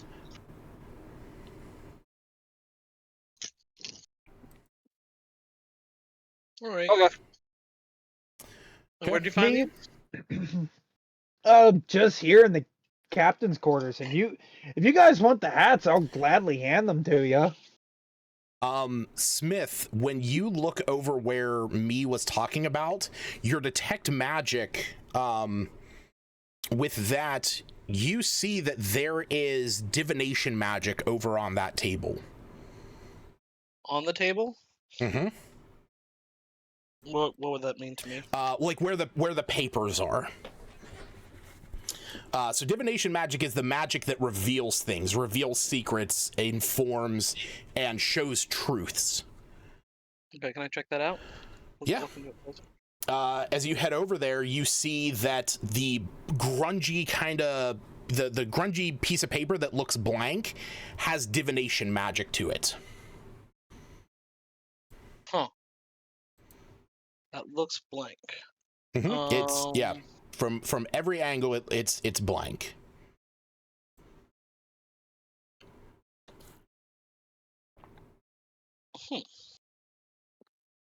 I'm gonna kind of look at Smith and be like, "That's just a blank sheet of paper. Why are you focusing on that so hard?"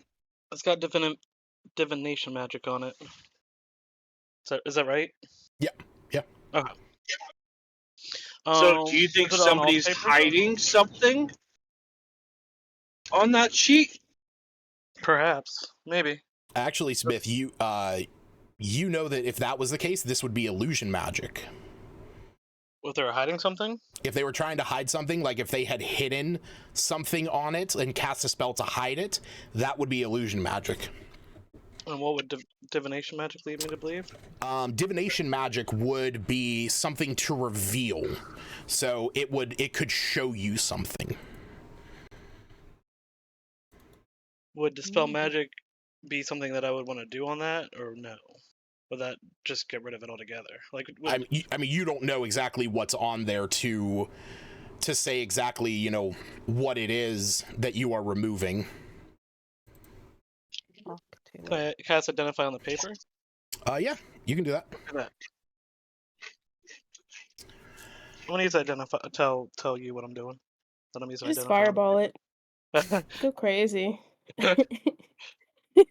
As he's casting Identify, I'm going to use Arcane to see if I know possibly what might be this hiding or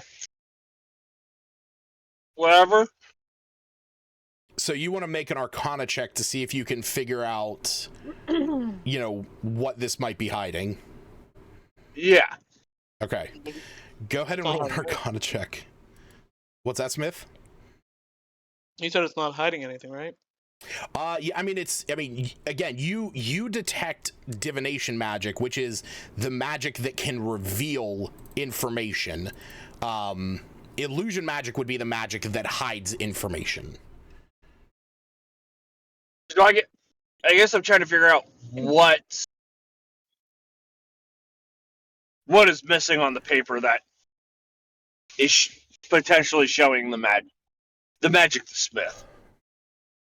That you wouldn't be able to tell. Okay. All right. I guess I'm just going to watch Smith do what he does. All right. What happened? Albina goes to bed and she misses everything. Albina had a fucking day. All right, let me just do something real quick. All right, so while the three of you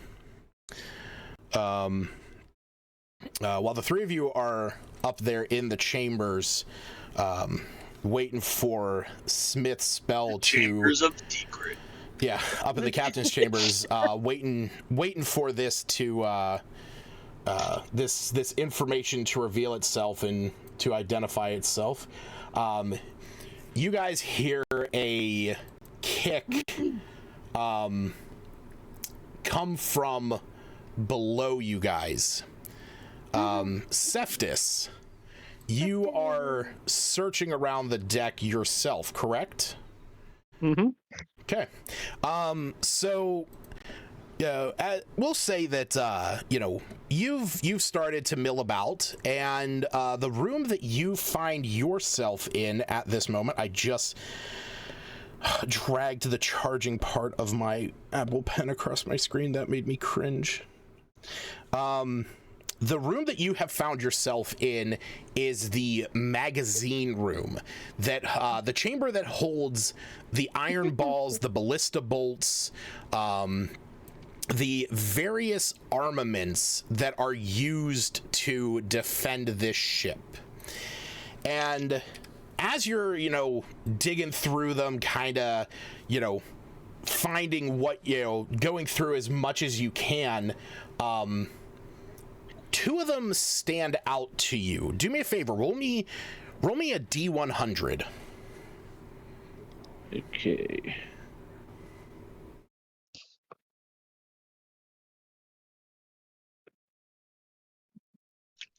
$31. Okay.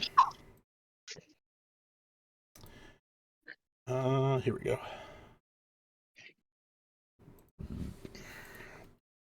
So, while you are down there, you find one that appears to be, most of these just look like your standard run-of-the-mill cannonballs. But as you're digging through them, you think to yourself, that woman up on the top deck had that strange orb. And you wonder if there's anything else like that here in this room. And while you don't find anything that was the size that she had that looked the same, you do find two of them that stand out that were in a box of their own. Oh crap, why did Discord just almost crash on me? Because you're special. No, I was trying to paste something to Steve, and for some reason it just like did not want to work. All right, so the first one that you find, I'm gonna send you a picture of it there, Steve. It appears to be a cannonball, but it's made of earth. There's this like rocky crust to it that seems to be like rock and gravel. The other one that you see next to it in this box, where did it go? Here it is. The other one that you see is a red glowing orb that appears to have almost like a almost like not only a glow to it, but almost as if it's like humming. There's like a there's almost like a tone to it, if you will. Ooh. I snagged both of those. Okay. I will be right back. I'm running to the restroom. Enjoy yourself. Yeah, so basically these are both as big as what would fit into one of the cannons, but you feel the weight of this. You could probably chuck one of these a good 30 feet if you put your muscles into it. Nice. Shot putting's on the list. He's a robot. He has no muscles. He's got the better muscles. He's got gears. All right. I'm going to add both of those to your inventory in just a moment. Do I need to get Smith to identify these or anything? Well, so that's going to be the thing. Right now, you don't really know what they do, but you do know that either Smith or you could identify stuff. Okay, I would work towards asking Smith to identify as and when he is available, if you would agree to that. Okay. Do you want to head upstairs, or you just want to keep him on you and ask him next time you see him? I can head upstairs, yeah. Everyone's congregating, aren't we? Yeah, because we'll say that you can definitely hear, Smith and you and me upstairs, talking to one another. All right. So a moment goes by, and who said that they were walking away? Who said they had to go to the bathroom? Jared. Oh, okay, cool. So Smith, as you are sitting there, you are casting identify on this piece of paper, and as it's finishing up, you hear the sound of footsteps coming up behind you, large footsteps, as a quick glance reveals Cephas walking up, as your mind flashes with the information about this piece of paper. Smith, this is the map of many places. So, as you was, wondering about, is there something hidden on it, you realize there's not actually something hidden, but it is something that reveals where you are. The way that this map works is, as an action, you use the command phrase, "Where am I?" and the parchment magically shows a topographical map of the area within 5 miles, including all object structures and terrain features larger than 20 cubic feet. And it remains this way for an hour or until you roll it up, and it can be used once a day. Pretty badass.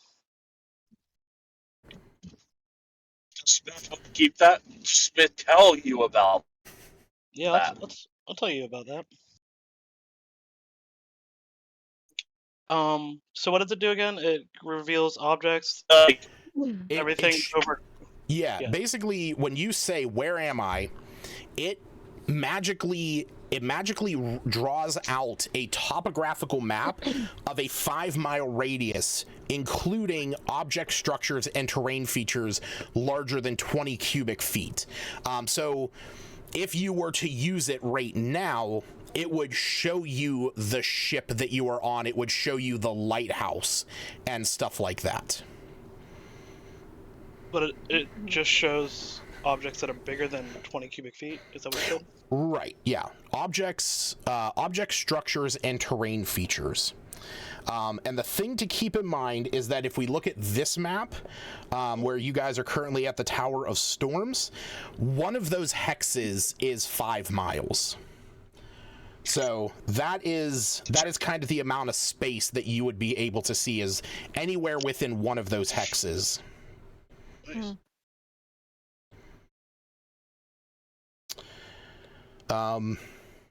So yeah, as you get that information, like I said, you Is that just on one page? What's that? Is that just on one page, or is that like encompassing all the papers? So all the other papers were like more notes about various islands, different like navigation routes and stuff like that. And we'll say that while this was going on, anyone, either one, me or you, could have looked through these. Most of these in here show locations of long lost barrows along the Sword Coast. You actually notice a lot of them are there's a lot of them that are on islands, but a lot of them are just right along the coast. And you can see that there are marks on them where various barrows, these like old crypts and mausoleums would have been, and most of these show on there that they have already been looted or destroyed, during this time. And I'm going to say me and you recognize some of these locations, as some of these were where pirates would have used as storehouses. And you the two of you kind of get this mindset of this crew with Oleron Mortis has been going up and down the Sword Coast looking for these barrows, these crypts and places, and are going through them. And you guys already know what happens whenever that happens. But none of them actually show any kind of like, guiding information. Most of the ones that are on here have been crossed out or scratched or, given an indication that they've already been looted or destroyed. Gotcha. You's gonna ask Smith if he could get the map.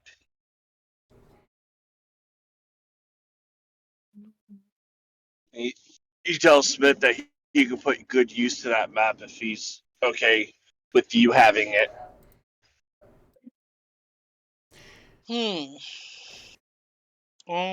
Sure, as long as you put it to good use. Absolutely. Aaron, you can add the map of many places to your inventory. Now remember, that's contingent upon you putting it to good use. Smith can take it back. Absolutely. So yeah, we'll say I'll take his name out of my book. I'll let this die. Seftis, we'll say that during this time, you see this exchange where Smith's talking about this map and hands it over to you, as the rest of you see Seftis walking in. Smith, I found these puzzling new missions.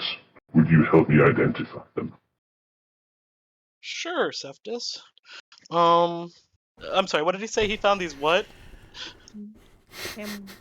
Puzzling Ammunitions. munitions. Ammunitions. Puzzling Yes, munitions. I munitions. love it. Yeah, so there are two of them. There is one that appears to be a rocky orb. I'm going to post a picture of it there in the chat.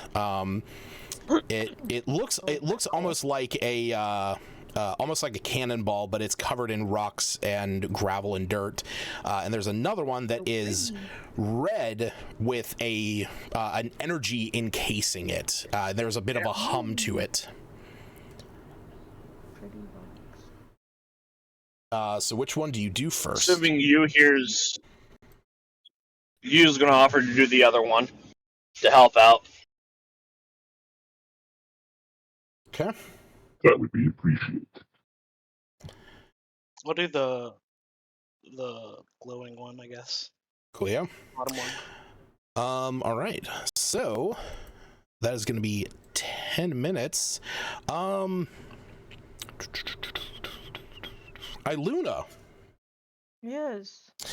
So you were wanting to search around, see if you could find any supplies for, healing kits and potions and whatnot, correct? Yeah, sort of playing into my new feat. And when I tried to heal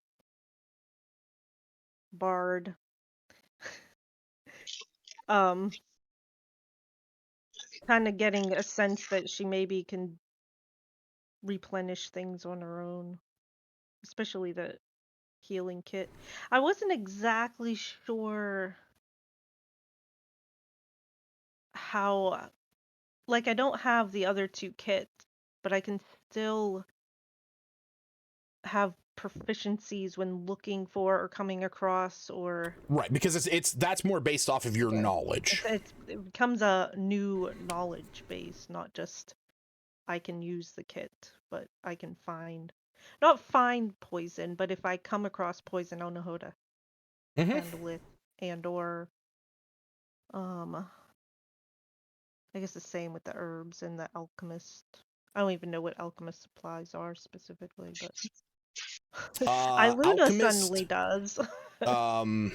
So alchemist supplies. Well, I've read it, but it's kind of like yeah, it's like bottles and stuff. It's like little tubes and beakers, stuff to hold. Like imagine a chemistry set. That's always what I think of. An alchemy supplies is basically a chemistry set, but it has saltpeter, powdered iron, like purified waters and stuff like that. So, and if I It's got ever the get good hold shit. that's right. if I get a hold of one, because I did briefly, I think, have Adabras and gave it back. Like I was You carting that still around have to try one to in give your it. inventory. I noticed that. Have I? Mm-hmm. Inventory check. I mean, you do. It's right under your healing kit and right above Hassan's favor. No. I don't know where it came from. I had one that was Adabras. I don't feel like I acquired one anywhere else, but I imagine I gave it back to her. Did you buy one? Did you buy one from Lylon?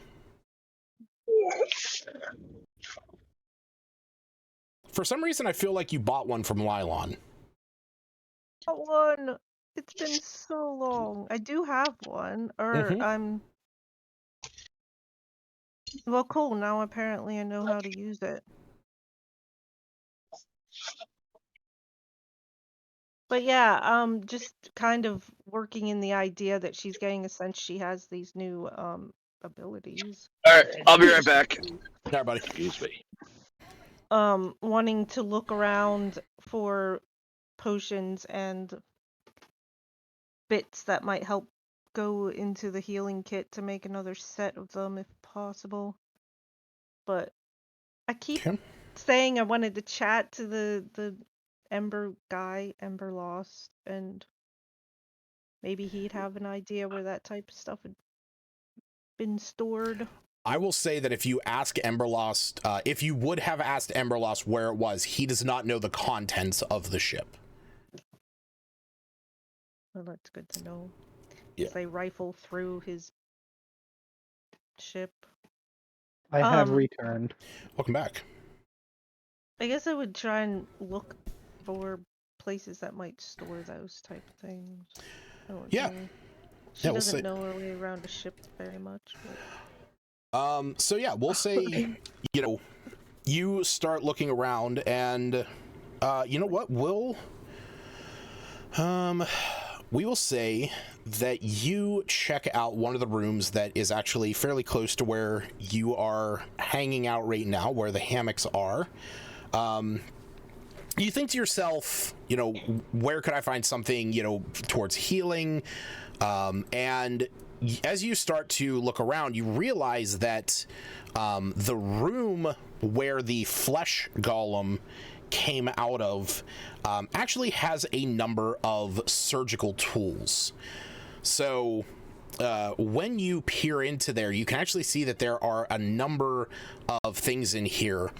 And one of the things that stands out to you is you see that there's an apothecary's bag that has a the symbol of shit. Well, that doesn't sound like a good symbol. I'm back, Welcome back, buddy. and now I'm heading home. All right, have fun.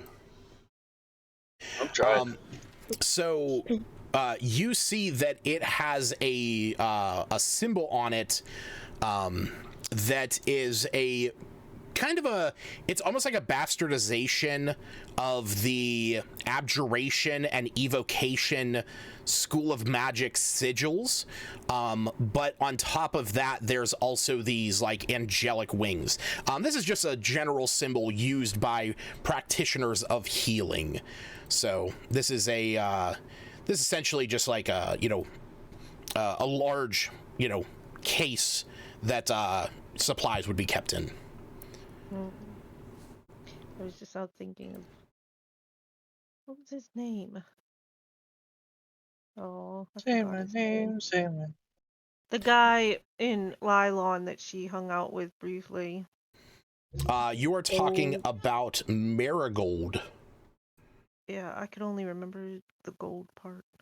Marigold Oh, Bright Shine. Apothecary bag. That seems handy. Has it got enough? I'm not sure. I don't know. Luna, I guess, relied on me to do the healing kit. Would I it mean, have enough to make? I mean, do you open it up and look into it? Yep. Okay. So as you open it up, a couple things stand out to you. Let me find the one here. One. Where the fuck is it?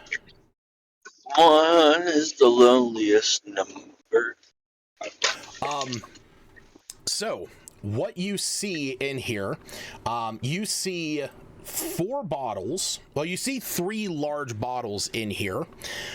You see a number of various tools, and on top of that, you see a book that has some small little vials attached to the front of it. You recognize the supplies that are in here as what would culminate an alchemist supplies kit. And even from just a cursory glance, the 3 large bottles you recognize are 3 potions of greater healing.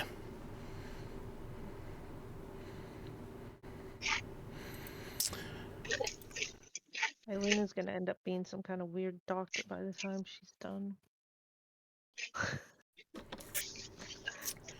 I think that's all I would look for, I guess. I had considered asking the bard if he wandered around ever. Oh, he's asleep. Oh, he never got I don't he wanna never bother got him. let off a chain. for Bard. Yeah, other than that, most of the stuff that is in here is some surgery equipment. You see knives and scalpels, bone saws, and stuff like that. Okay. But not... This wouldn't make any more healing kits then. No, there's not really supplies in it that would make healing kits. I mean, okay. yeah, I mean, because for healing kits, you know what? I'll say that there's at least some clean cloth in there that could be used towards that. Okay. But I don't get any more uses, I guess, of healing kits. Not specifically, no, there's not enough to like add more uses of it at this exact Right. moment. Like, you could spend some time, getting some fresh water and, going through that process. But you feel most of what is in here, what is, at least from what you can see with the potions of healing, the alchemist kit, this is more immediate care with the potions and the ability to alchemically craft stuff. You're not exactly sure what the book is. Okay, well, I guess I might ask around in the morning what the book, if anyone recognizes it.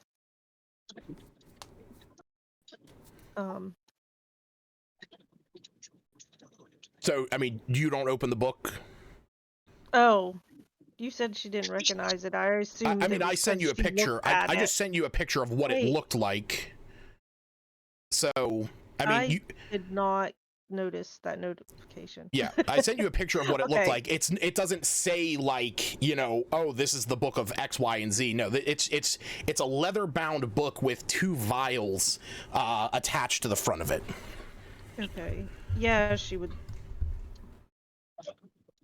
Excuse inspect the me. vials Okay. visually. I don't know. Open them. Hopefully nothing happens. Sure. Do me a favor. Roll me investigation, and I will give you advantage.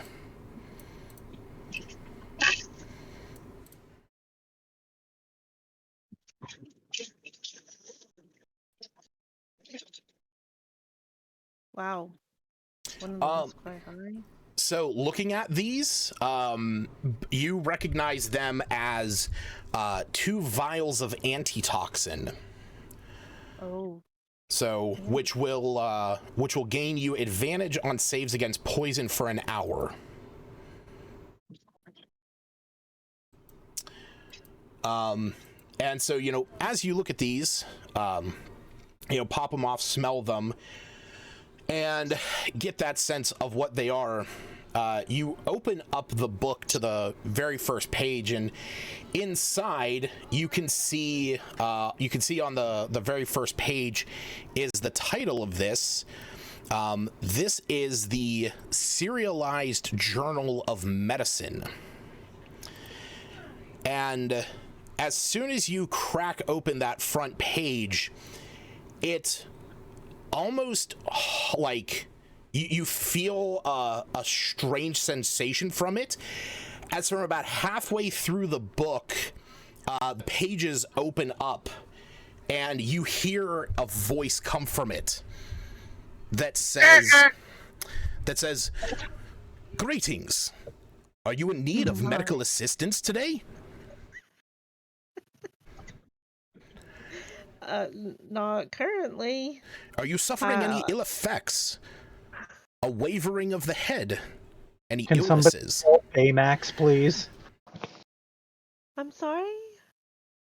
Are you hurt? No,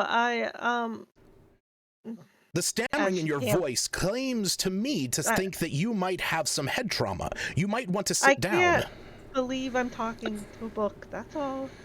I just found I probably should sit down.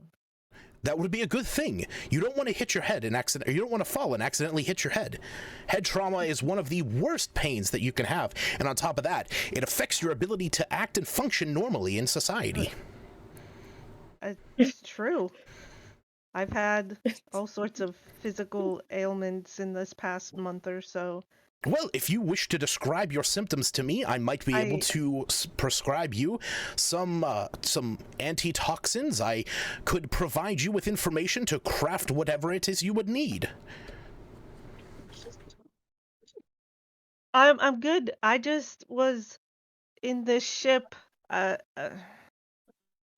found you, but I feel like I should introduce myself. My name's Iluna, and I was looking for. You seem perfect for what I was looking for. Well, that is often described as Deus Ex friend, Machina. Maybe you who can help. I try to be straight, and I can't be straight-faced. If you have found me, is my previous owner now gone? Yeppers.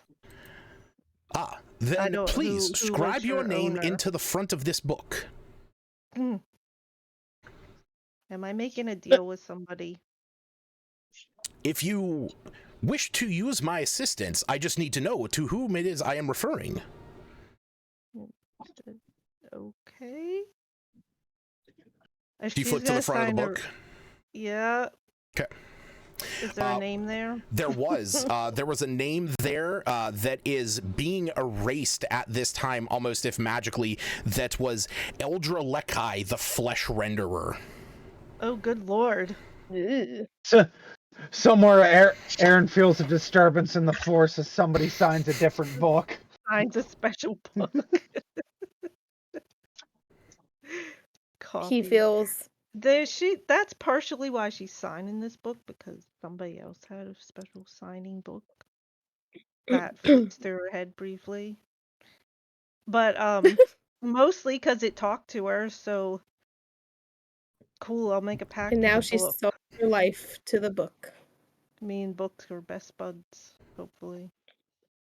What do you know what happened to your previous... I mean, where is this happening? Is Iluna with Albina? I would say at this point, Albina could now hear Iluna talking to somebody. Talking to herself. Yeah. She's gonna be like wondering. I already is talked she to okay? And I talked to Anime. Yeah, you kind of like. This probably should seem different because she's like halting and you stuttering and going, "Hi, I'm Iluna. Who are you?" I feel like I would just get there while she's signing her name. Yeah, you see my shield's gonna be leaning on the or about to sign my name. Go ahead. When you walk in, what happened to the other person? When you walk in, Albina, delirious? Did you want to go to bed? You see Iluna with this. I posted it in the chat. You see Iluna with this book in her hand, signing her name into the first page. He didn't answer what happened to the other person. Oh, what's? Sorry, you hear the commotion over here. And from Albina, from the book, you hear Edrelkai, the Flesh Renderer. I do not know his whereabouts. Okay. What is going on? I found this book. It seems... Do you have what is it talking about? A flesh renderer? Oh no. What? Previous... let me see. The Flesh Renderer was my previous owner. He utilized me to do most of his experiments and to keep his notes. What was this flesh renderer? Next instance of ChatGPT. He says he was a necromancer that was doing work for Ularan Mortis, building golems that were immune to lightning damage. No. Oh, those seem like. Would things I to have. recognize anything about this book? Wait, Something, Iluna I would don't know know if I would that have ever seen freaking this. name Yeah, and be Luna, like, no, what, who? Ularon. Edrilkai the Flesh Renderer was a necromancer working for Ularon Mortis. He was building golems that were immune to lightning damage.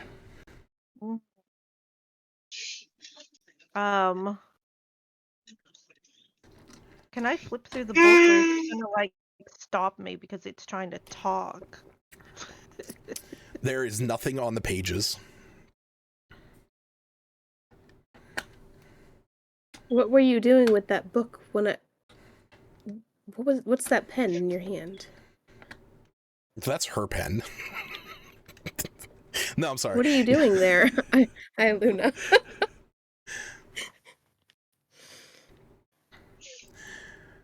Does Iluna respond? Gonna sign this fancy book. You'll probably curse me. Sign your life away. As you sign your name, the book pauses Don't you a think moment. we should ask you? Says, Iluna Amastasia, it is a pleasure to meet you.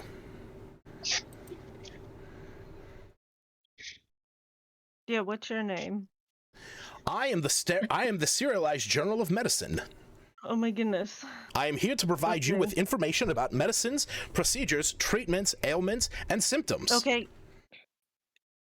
Can I just call you medic? You may call me as you wish. Cool. I'm gonna call you medic. I don't put my book in my bag. I don't know which one yet. Are you putting the book away? Yeah, the Okay. only person she knows is Ale is what's his name? Bard Tarbin? Tarbin, and he's sleeping. Mm-hmm. I made a That he pact is. with a book because why the hell not? Is that what you say to Albina? No, just I'm still waiting for the answer on. Don't you think we should talk to you about a book? When I see her signing, doesn't you know more about those things than us? well, Smith maybe.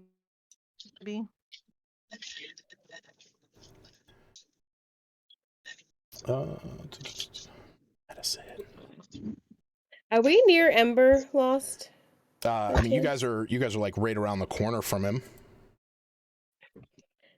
Well, I'm gonna let you hang out with your book for a little. I just had a question for Ember Lost, and then I'm going to bed. Okay. Albina kind of just Walks. doesn't know what's going on with Steps this out of the book. room. Just kind of slowly that backs Iluna was just away. talking to a book. What is your what's your question for Ember Lost? Well, is this from a segue from seeing Iluna talking to this book? She's kind of just gonna ask him, is there something in the air here that's making us all get a little loopy, hallucinating? There should be no seeming effects. I have not imposed anything upon the Okay. will of any of you. Awesome. And I just want to make sure my Mim cat and I are safe in that that blanket there that was wiggling around. The hammocks are there for your protection. Should you find yourself in dire need, they can be used as waterproof flotation devices. Oh, nice. Well, I'm Now gonna the head true to purpose bed, is but revealed. you might want to keep an eye on her in that book. Is that book yours, by the way? Did you The know contents about of that this book? ship were not provided by myself. What is on here has been provided by those who have utilized my space. Well, thanks again, and sorry, it's been a long day, so I think I just need some rest. You see the glowing eyes. Sorry, I did mean to say that the eyes glowed when you asked the question, but they dim. Oh, okay, yeah. So I'm just talking while his eyes. Yeah. So Albina's just kind of at her limit. She's going to bed. Heading to bed. Okay. Stacy, go ahead and you can add that item to your inventory. You will find it in there as the serialized journal of medicine. All I was thinking was the little, like, my parents had this tome when I was a kid of all, like, an old medical, like encyclopedia thing. Well, so what this does, once per day, this book grants advantage on medicine checks for 21 minutes. That's a very, why not 22? It's a little better number. Ask Ryan Doyle, okay? Oh, Lord. Yeah. Medicine for Doyle dummies. rules. Please know to amputate above the kneecap when getting rid of a leg. There is more to it, but I will let that aspect of it come out during gameplay. Cool, I'm glad I'm cursed again. You're not cursed. Oh wait, I wasn't cursed. It's not cursed. There's only one of you that's cursed at the moment. It's somebody. Sorry. No, I'm trying to manage my inventory and find this thing. For your information, just for your records, I'll send it to you in a message. Now, I did change it because it actually said communicating in a dramatic, clipped fashion, but I went more like a Baymax style. It reminded me a little bit of Data too, how he just wouldn't stop talking when he knew stuff. Mm. Okay. Or repeated the exact same phrase. All right. So after you get that, possibly heading to bed at this point, or heading to rest. Well, I didn't want to like necessarily take the time dialoguing with the ship, but like, I don't know. He seemed to want stories, so appease some of that. Okay, sure. We can say that you go and have a chat with him. Introduce herself, and if he gets annoyed with her stories, then sure. See if she learns. He can talk to the book at that point. Oh God. Are you ill, hurt, or otherwise injured? I am dead. I have been dead for thousands of years. Well, then my services are not needed. Thank you. The book just closes. All right. Cephtus. 10 minutes goes by, and you see your two companions there. Their eyes sort of flash. And I'm going to send each one of you a message, Smith and Aaron, of what your items do. Or of what each one of those does that you particularly got.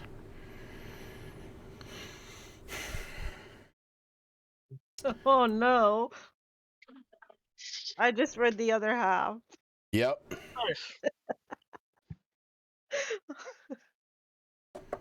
Oh, my.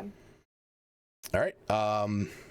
Smith, do you want to describe it to Cephtus? I'll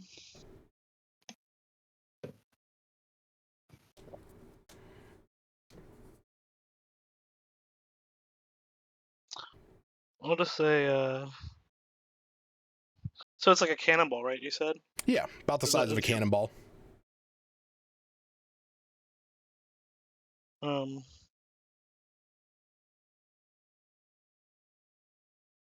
Can you do it for me? Sure. I'm sorry, I'm not good at this type. You're fine, man. Don't worry.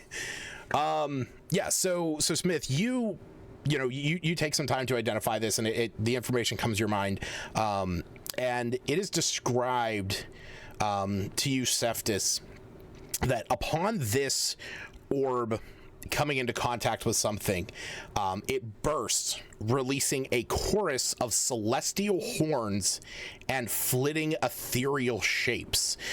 Smith describes it that it will create an impact area similar to his fireball, but instead of dealing fire damage, it deals radiant holy energy, and because of the horns coming from it, the creatures within that area are deafened if they fail their Constitution saving throw.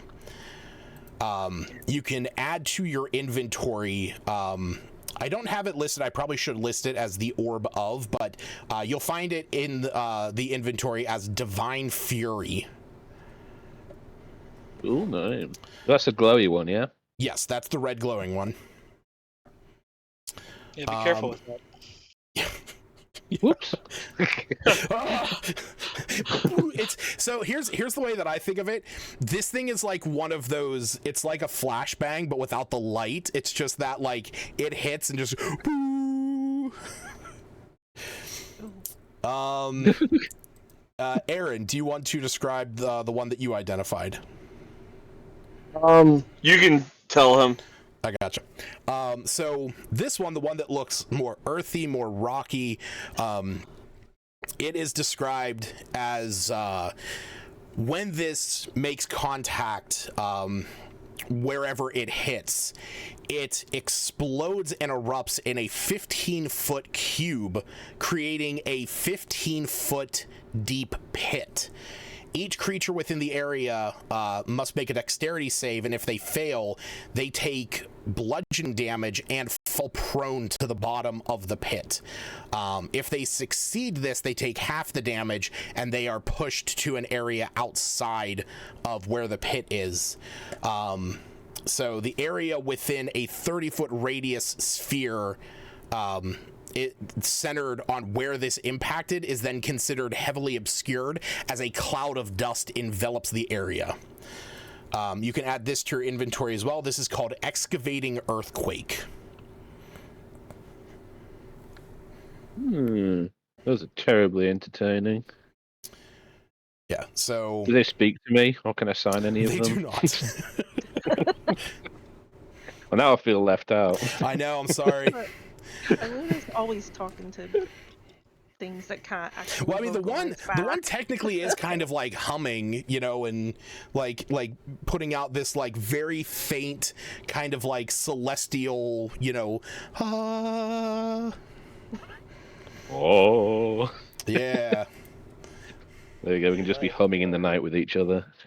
That's right. Oh my. Meditation. It's all good. I'll probably end up. Wait, why do I have 2 copies of that? That's weird.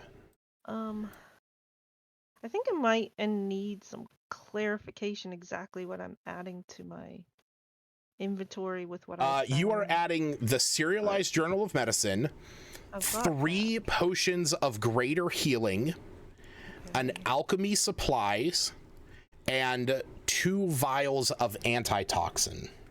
Okay. Because those were on the book, and I was like, "Wait, do I have to add them separately?" Yeah, they are there. Like, they are attached to the book. So you just have to like pluck them off. Make sure they're there.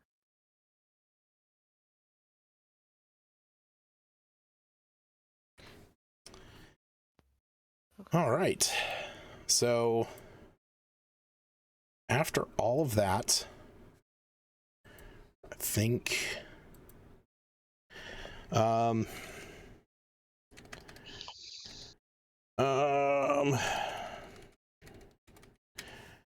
So I think after that, after you guys have taken some time to explore. Hold on. Did we finish exploring the ship? I mean, everywhere that you can explore, you have seen. We found everything? Detect magic? Everything? Yes. Smith creates another door and starts going through places. What about that fabulous blue Sees rug? Albina and he's like, "Let's go." You know what? Actually, there's some more searching to do. Oh yes, I saw that rug. You know what, so Smith, I actually will say this. You know, while you're sitting there and your detect magic is still pinging, you do get a sense of some weird conjuration magic coming from me, which actually wouldn't be that odd, because you know for a fact his hat has conjuration magic because it summons a rat when you say pirate. But the mace he's carrying on his side is glowing with conjuration magic. This mace that is the ball of it is a silver skull with spikes. No mace? Did he just get this? Oh, it's after you went to bed. Yes, there was a mace after we went ahead and saved the bard and we were coming back or whatever. There was a mace that me picked up. Didn't think anything of it because he's never going to use a mace, so he just kind of picked it up, put it on his person, and plans on selling it later. But yeah, Selling it to Albina. I think Smith was maybe. asking that in character. Oh, was it in character? Oops. I mean, Yeah, I don't he recall was. hearing anything about it either, but yeah. That's true. That's true. It did happen at, right around the time that you were like fading in and out. So. Okay. Me will go ahead and pull up the mace and be like, yeah, just found it laying around. Figured I could sell it for at least a few copper, maybe. Why? You think it has something special to it? Giving off some conjuration magic. You mind if I take a couple minutes to identify it? A few minutes? By all means. All right. Just curious. Bone saw is ready. Bone saw is ready. All right, so 10 minutes goes by. Smith, this is a mace called Bone Counter. When this weapon is used to destroy an undead creature, a single silver piece appears in the wielder's pocket. Huh. I'm assuming no one else has identified it yet. Nope. Nope. Okay. I'll say yeah, apparently killing undead with it gives you some money. Gives you a silver piece. No, with copper, I could probably get a few pieces of gold for something like this. Yeah. Amen, brother. I mean, if only I knew somebody that used maces. He strokes his fake beard. If only there was like a, cleric that is proficient with maces. He doesn't know anybody like that. It's no, fine. of course not. Oh man. Shoves it back into his backpack. Whoop. I mean, it's kind of attached to his side. I don't think he could fit a whole mace into his bag.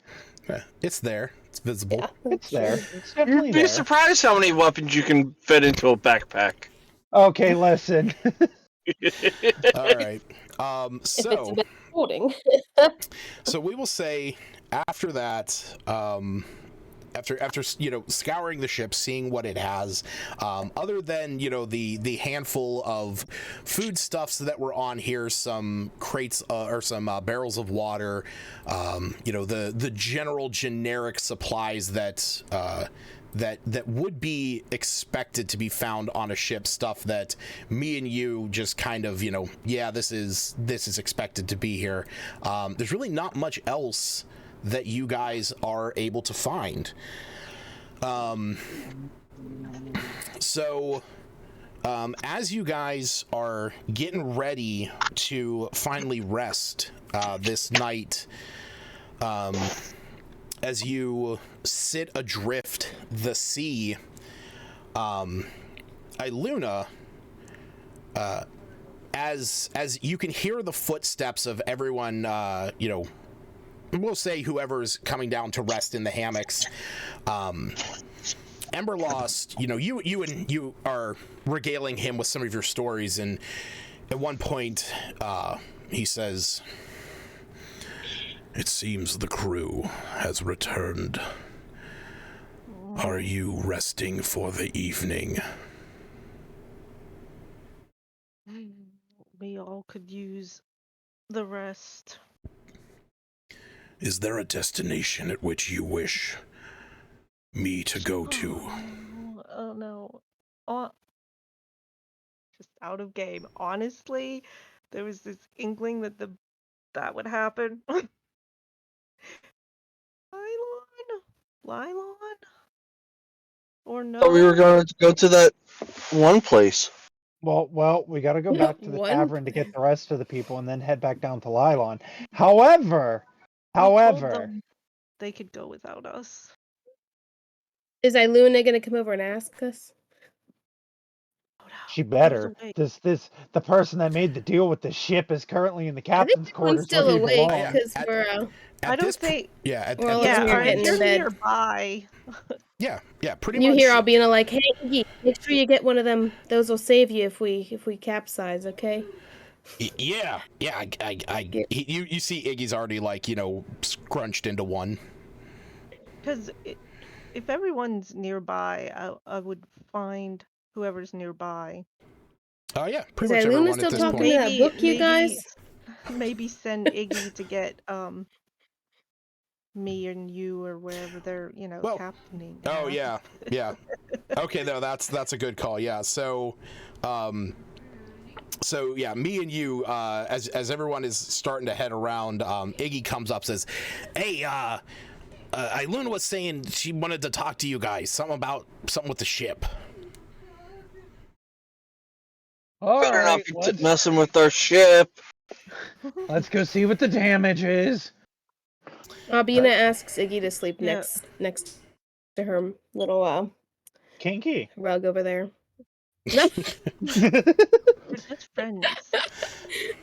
I just wanted to chat with him before I fell asleep. Let's share the same smothering rug together. Oh Um, man, that That is not a sounded so sentence I creepy. ever expect to hear in my entire life. Yeah, me and you just enwrap themselves, with one another, and the whole thing just. That's a moment later, you whole just see some other struggle inside as they are being smothered. whole other type of kink. At this point, Albina is full conversation with Iggy and Goblin, just Anyhow, talking to him while everyone's discussing other matters. yes, if I'm chatting to the ship, she'd probably find Albina and be like, we need to go," and send Iggy, go find me and you. Yeah. No, mo- this is when they already came down. Yeah. You have sent Iggy. You have sent Iggy up, and he's come back with He's both of gone them. and come back. That was fast. I'm like, hey, now that you're here, jump in this one next to me. Let's talk. No, I guess I would direct everyone to his attention, Mr. Ember Lost. I cannot remember his name. Emberlost, his eyes glow and says, "If the crew is resting for the evening, is there somewhere you would like me to traverse?" Did he say that the others had returned? The others? I thought he said the crew. He was talking about us. He's talking about you guys. Oh, Yeah, I was because thinking we were all he was getting saying in we our need to smothering blanket. leave because somebody was. I misunderstood. He is basically asking, is there anywhere that you would like him to go while you guys rest? While we're sleeping. Me stands there and ponders for a moment. Would he know if there's a faster route to get to the tavern further down the Sword Coast? To get Like, to what? just to get back to the tavern where they left everybody that's supposed to travel to Lylon, because we're supposed to take Pavlin back. If you look at the map, the tavern you guys need to go to is like northeast inland from where you are. Like you are further from the tavern. You are.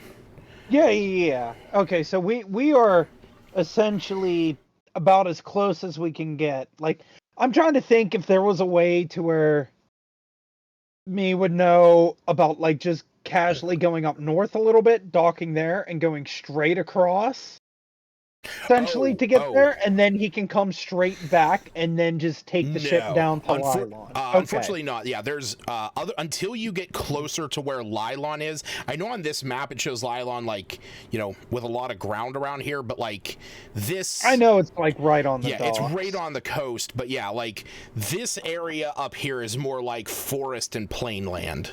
Okay. He'll ponder for a moment and he'll look at the ship and be like, Not yet. We gotta go inland. However, whenever we come back, because whether they go with the caravan or whatever, or I plan on coming back for the ship, we will then traverse downward to Lylon, but not tonight, because we gotta head back to the tavern. I understand. Then we will You rest might here. But you out might of be alone for a brief moment though, as long as that's okay with you. There is a moment. It says, You the have my word. agreement.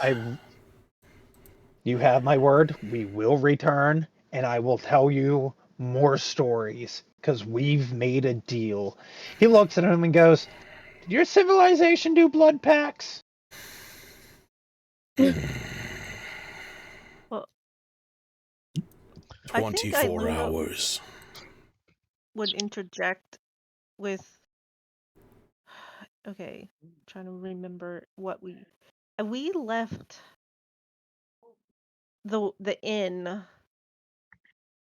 saying if we didn't return.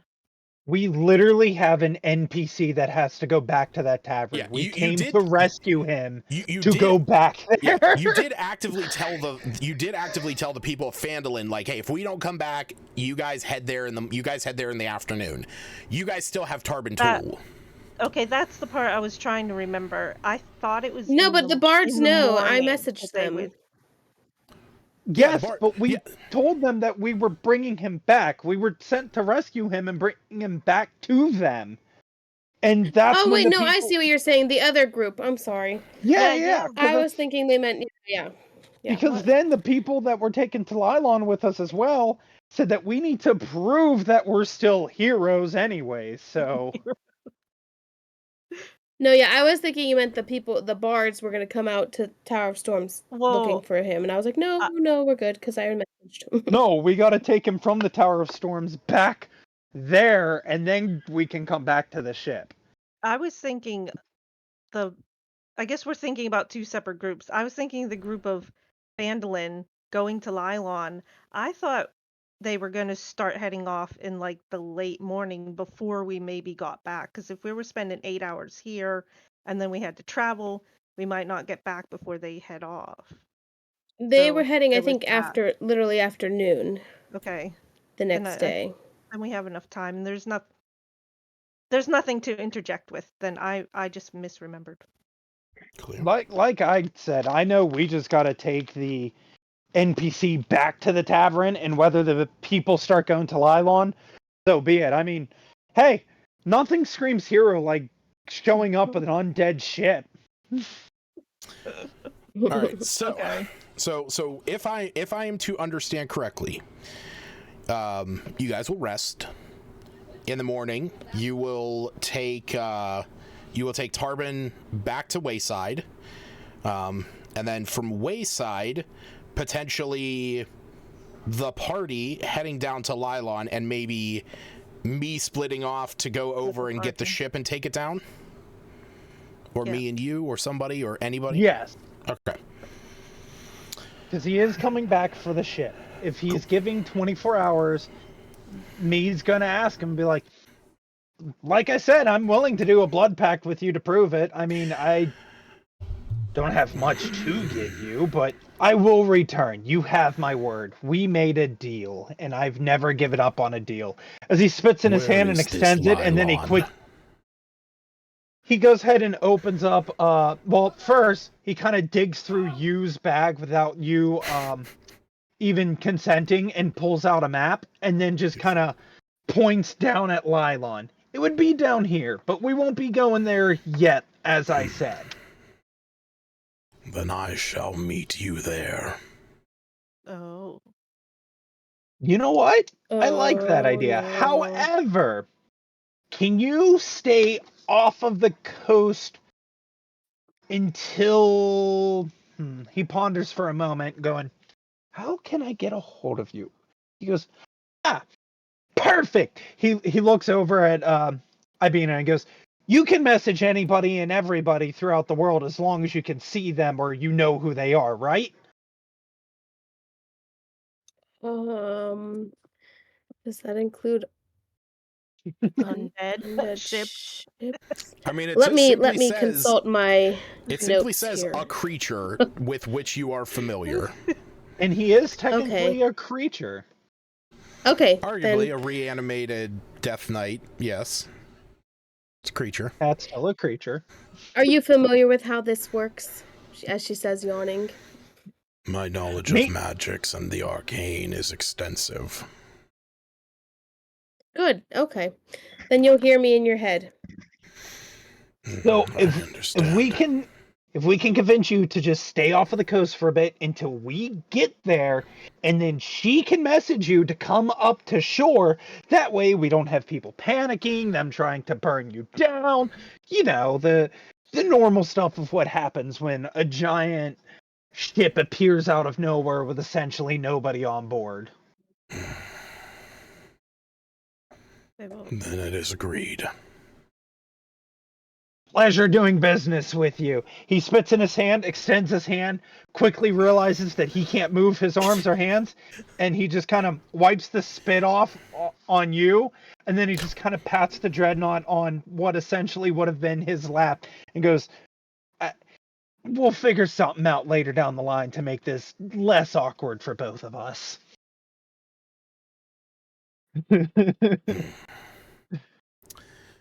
All right. Did we in character, did we agree? Nope. Never mind. What? It's not in character. I don't have a question. Okay. Say, I got For the very record, confused. I agree. What was Huh? that, Steve? For the record, I agree. Okay. For the record, Seth disagrees. All As the right. pirate Do we captain of the all- ship, and you're now part of my crew, I make the rules. What was that? What was that, Hannah? I was just thinking, do we all need to go? I do feel uneasy if I left Rafa here, and I don't think Rafa can sing or dance or anything, but he could turn into a lute that plays itself. A 2x2. I mean, that is a thing. I mean, the only thing that me can do is give him an hour companion of a rat. They'll just sit there and eat pie and stare at him. I thought similar with Bloomcrawler, but it Bad can't the talk. mouse is gone. Can't do nothing. The Albina mouse? just kind of sighs. The little rat. Oh, the pie rat. Piper. Oh, No, Piper. Piper. Oh, yeah, the one that got Too bad. crushed. I forgot about that. Poor rat. But hey, it saved Bulba. Piper's sacrifice led to the rescue of Bulba. Lest Piper not be forgotten. All right. So, at this point, if anybody has cast any spells, please long rest. Because this is the point where rest will actually happen. Before we head back, Just in like case. we I leave the remember ship what I and did. everything, I want to say goodbye to him, and just for the sake of argument, I totally want to summon a half-orc spirit to just sit there, and the only command that the ghost will have is to tell a story to the dreadnought. How are you doing that?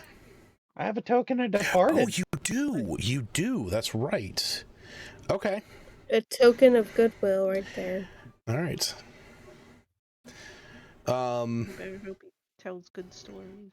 Okay. I could have Dreadnought turned can't take undead. I mean, one. he could have talked to someone who's dead, but So in the morning, you guys, the sun has come up over the sea. It is now about 8 o'clock. As you're awaking, you figure that it will. You know the path now. The sun is out, and it will probably take you a good 3 hours to get back to Wayside, which is just about enough time that you guys need before, before the Phandalinians would leave. The last thing, though, as you are departing from Emberlost, as you are heading up through the deck and making your way up to the top, Emberlost says, as you're all departing, "I will be waiting at the edge of the shores of Lylon. I await the message." And as he says that, you guys hear this thunk on the deck above you as a swarm of skeletons animate from the bones and grab the oars and begin to row. Undead pirate crew! I was gonna say, Luna would probably say it was nice to get to know such an ancient person, being. As they're selling off, Me's just screaming, going, "Can't wait to talk to you more! This is gonna be the start of a beautiful friendship!" Yeah, so He for puts lots of record, emphasis on ship. for record, once per day, the Dreadnought, when the Dreadnought needs to move, the Death Knight can animate a rowing crew of 50 skeletons from the bone piles there. So 6, 8, 10, 12. That's Yeah. nice. I think I have 48 there, so there's 2 more. Oh, I know where the other 2 would be. They would be up here drumming, keeping everyone in Drumming? yes, because there's 2 In a drums joyous on this mood. map. Yeah, I So, saw those. I was looking at them. Oh That's so my. funny you said that. yeah. Wait, none of us snatch that cool blue-colored rug before we leave. It's real big, though. This particular rug, No. the one in the one I know I pulled it up on my map. The one there in the quartermaster's chambers. It's just. Albina above all the may or may rowers not and have drummers. swiped her smothering rug. Hey, Did you try and take it? it wriggles free.